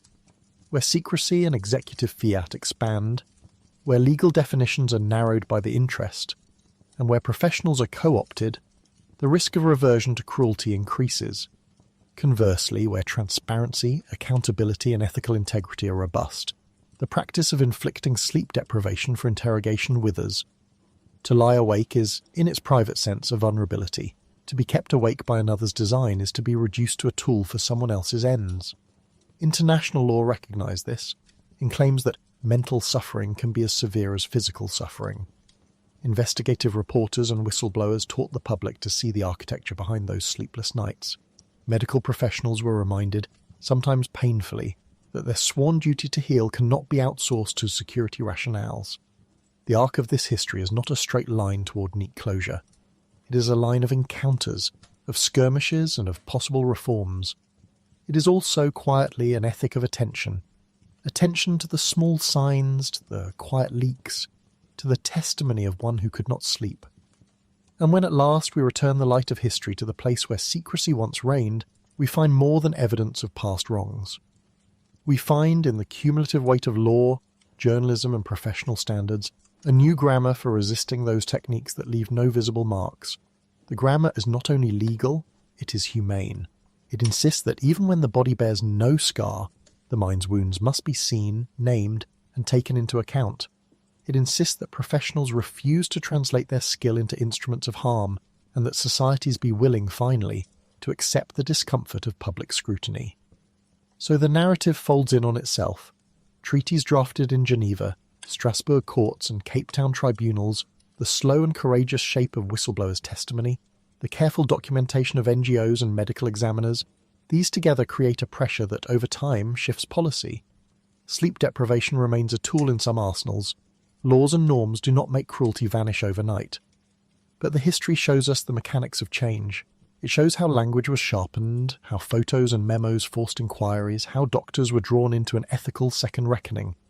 It shows that where legal definitions expand to include mental suffering, where investigative light finds hidden rooms, and where professional codes are enforced rather than merely proclaimed, the use of methods designed to leave no scars becomes harder, and the moral bank account of states is, at last, debited for its breaches. In the sombre hush that follows such reckonings, one hears the faint, persistent sound of policy being rewritten and of institutions grappling in small and large ways with their own shadows. The work is never finished. History will continue to keep a slow ledger of memos issued and rescinded, of reports released and suppressed, of doctors who refused and doctors who complied, of soldiers who photographed and soldiers who obeyed. This ledger is the raw material for law, for memory, and for conscience. It tells a single piercing truth, that when sleep is made into a weapon, it is the steady practice of law, the courage of truth-tellers, and the moral backbone of professionals that together offer the best defences against cruelty that leaves no scars. They began almost always with the small things. The way light through a barred window looks like a clock, the click of a faucet that never quite runs, the weight of a watch left on a bedside table that means nothing when sleeping becomes a task and not a refuge. Those details are the secret grammar of testimony, quiet, domestic, almost shamefully ordinary. And they are how survivors of sleep deprivation regimes make a world that tried to forget them begin again to exist on paper, on tape, in courtrooms and in museums. When Argentina's CONADEP published Nunca Más in 1984, when members of the Madres and Abuelas spoke their children's names on the Plaza de Mayo, what they handed the nation and the world were not merely accusations against generals and intelligence chiefs. They handed a collection of small repeated acts that, taken together, made an institutional pattern legible. The systematic removal of rest as a tool of control. The pages of those reports are crowded with particulars. A cell without a mattress, a light left on for 3 nights, interrogators with stopwatches, because it is through accumulation that a practice that leaves no visible scar becomes legally and morally undeniable. Testimony has worn many faces. In public hearings before South Africa's Truth and Reconciliation Commission in the mid-1990s, survivors read lists of wounds and then spoke of the time, the rhythm, in language that sounded at times like ritual and at times like bedtime confession. Archbishop Desmond Tutu insisted on ceremony. He believed that testimony, televised and witnessed by a nation, could be part of healing. In Chile, the Vallet Commission of 2004 gathered the stories of thousands of detained and tortured. It documented methods that ranged from sensory overload to prolonged wakefulness, and recommended reparations and official recognition. In Guatemala, the Commission for Historical Clarification in 1999 paired exhumations with oral testimony. And in the trials that briefly followed the conviction of former General Efrain Rios Montt in 2013, it was not only the forensic evidence that mattered, but the slow unspooling of memory across dozens of witnesses, an insistence that what had been schematic in secret cables be rendered human and particular. There are limits and ironies to testimony. Sleep deprivation of all tortures is especially treacherous as evidence because it attacks the faculties we rely on to remember and to tell. The same deprivation that is used to extract information from a detainee also shrinks, distorts, and disperses the timeline of events. Names blur, dates become slippery. This is not a minor technicality. Judges and prosecutors, trained to look for the linearity of cause and effect, must learn to read in fragments. They must learn, as human rights lawyers in Buenos Aires and in The Hague have had to learn, to aggregate. One testimony is fragile, dozens taken together bind a pattern. The trial of the juntas in Argentina in 1985 succeeded because it did not rely on isolated stories alone. It placed the survivors' recollections beside declassified orders, burial registers, and the testimony of personnel who had turned state's evidence. Memory multiplied into documentary form carries an evidentiary weight. It becomes a map of institutional design. The therapeutic value of telling is less instrumental, more intimate. Judith Herman wrote, with a clinician's care, about the healing function that testimony can have. It is an act of re-narration, of restoring agency to a life that was made into a series of interrogations. For many survivors, the possibility of addressing an audience, whether a truth commission, a courtroom, an anonymous interviewer from an NGO, is itself a medical intervention. The telling reattaches personal experience to language and to others. It names the wrong and thereby makes repair conceivable. Yet the ritual is never unambiguously benign. When the South African TRC offered amnesty in exchange for full disclosures of politically motivated crimes, some survivors found solace in truth, but not in the bargain. Public confession without criminal accountability can feel like a second erasure. It can be a trade in which the state admits a prior existence of pain, but refuses the clear accounting of law. And there is, always, the political function of testimony. Survivors are not merely witnesses to their own wounds, they are actors in the public sphere. The Madres of Argentina converted grieving to a political mechanism that kept the disappeared on the map of public attention, and their ritual walks were as much a demand for evidence as a mode of cultural remembrance. Testimony can shape policy. The photographs from Abu Ghraib in 2004, soldier-made images of abuse, are an example of how visual testimony can change the conversation overnight.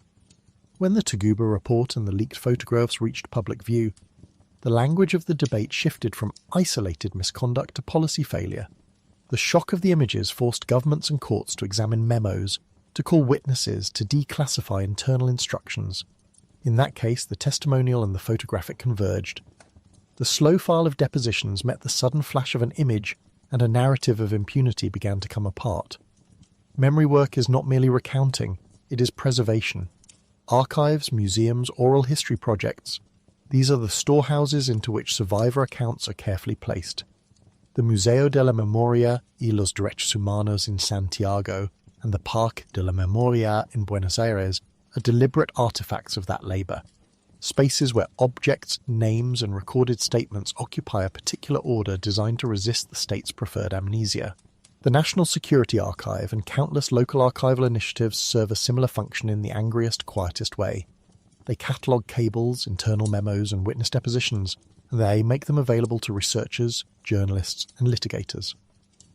In some places, truth commissions themselves created millions of pages of testimony, audio tapes and transcriptions that now populate university libraries and national centres for memory.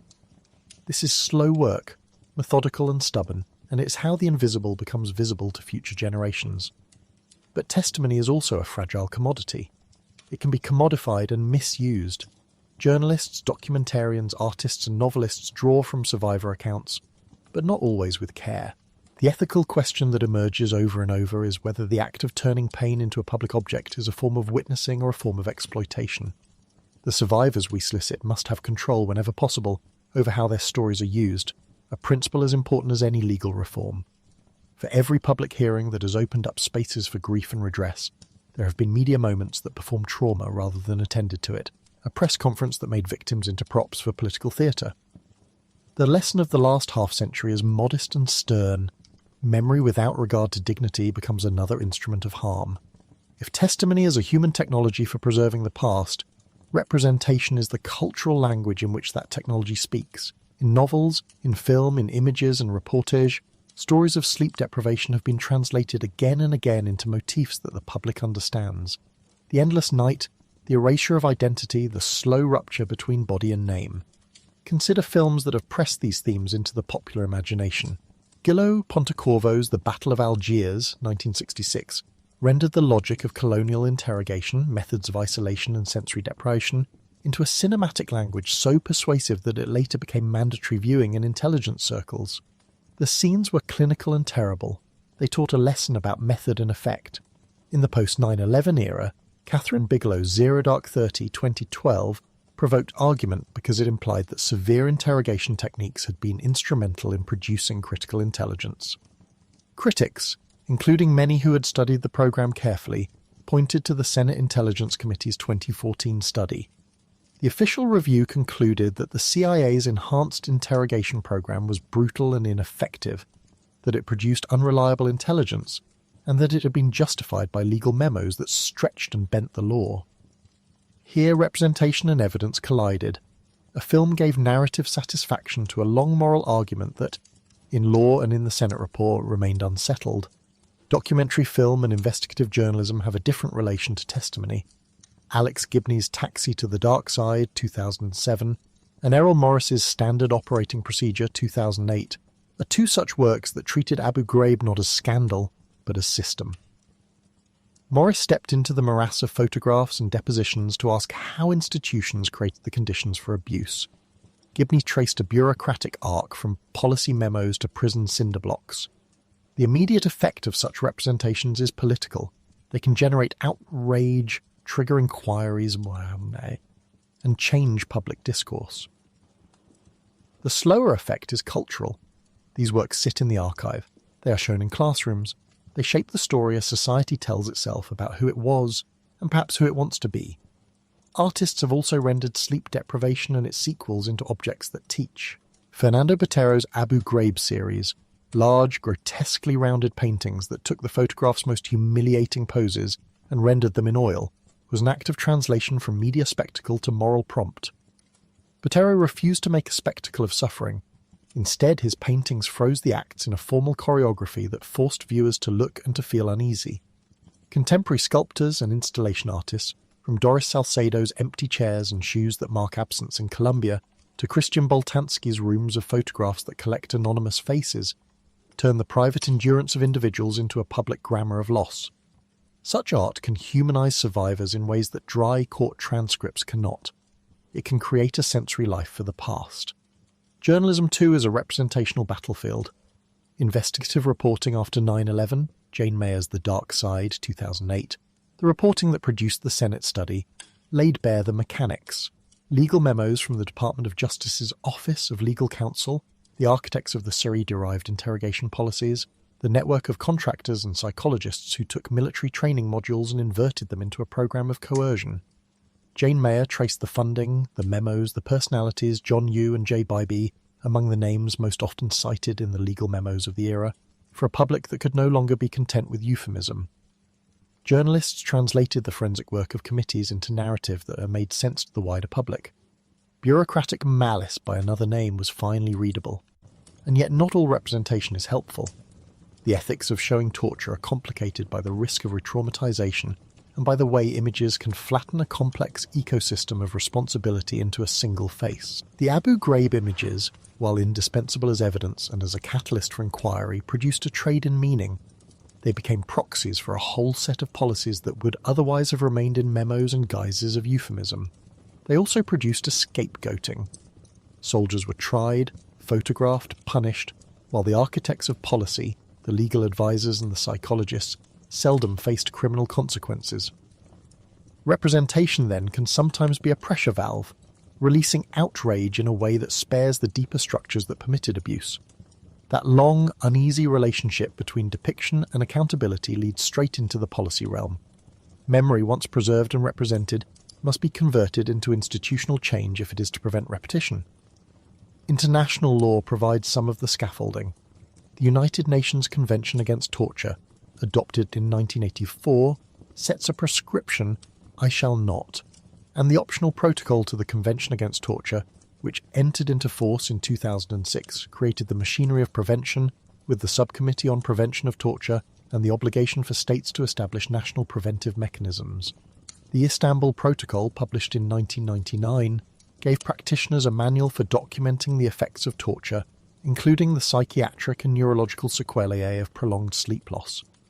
Those instruments give a language to lawyers and doctors that is precise enough to be useful in court and in clinics. But law is only part of the fix.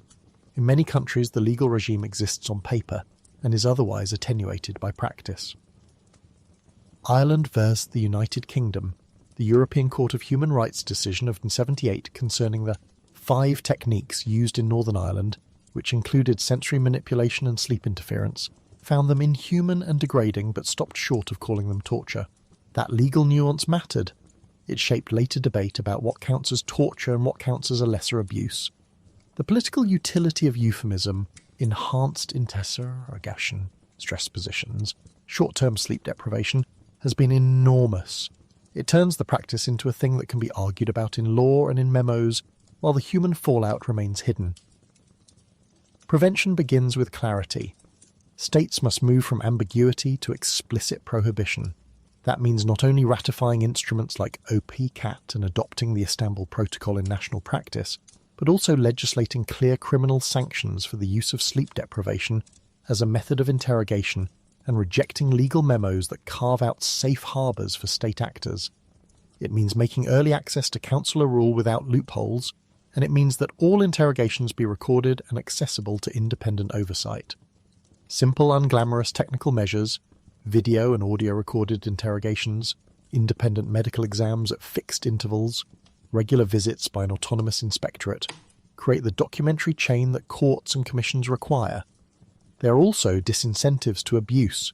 When practices are visible, they change. Policy must also address the cultural and professional enablers of abuse. The controversy around the American Psychological Association in the years after 2001, whereby some psychologists were implicated in the development of interrogation techniques at Guantanamo and black sites, exposed a long-standing confusion about the role of medical professionals in settings of state coercion.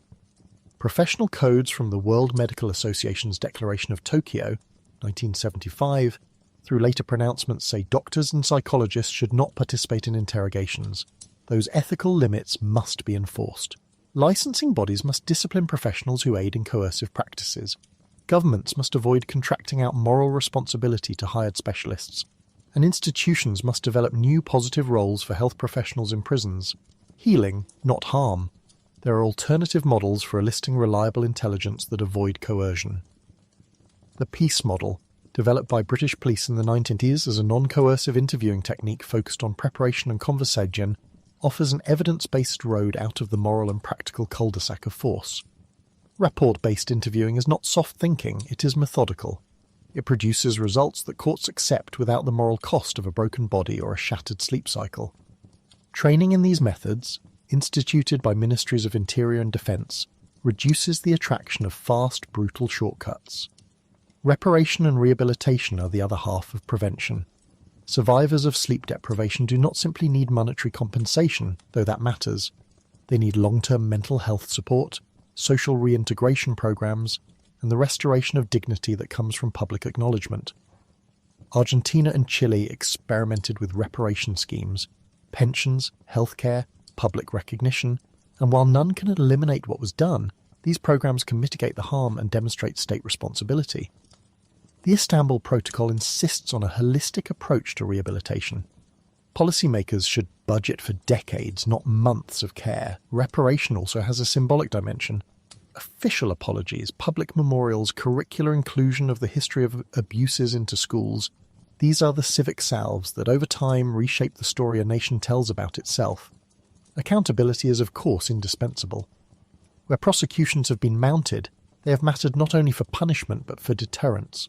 The 1985 trial of the juntas remains a crucial model. It converted a series of private abuses into a public constitutional moment, and it reminded security organs that criminal liability could follow. Spain's late 1990s attempt, through Judge Baltasar Garzón, to invoke universal jurisdiction against Augusto Pinochet showed how national systems can reach beyond borders. A world in which amnesty is the default response to institutional violence is a world ripe for repetition. Obstruction and denial must have costs, yet prosecutions are politically costly and often incomplete. The case of Efrain Rios Montt in Guatemala, where a landmark conviction in 2013 was quickly vacated on procedural grounds, shows how fragile judicial victories can be where political elites still hold power.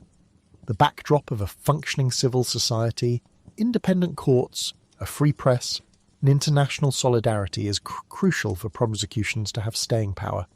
This is why memory work, archives, museums, testimony matters.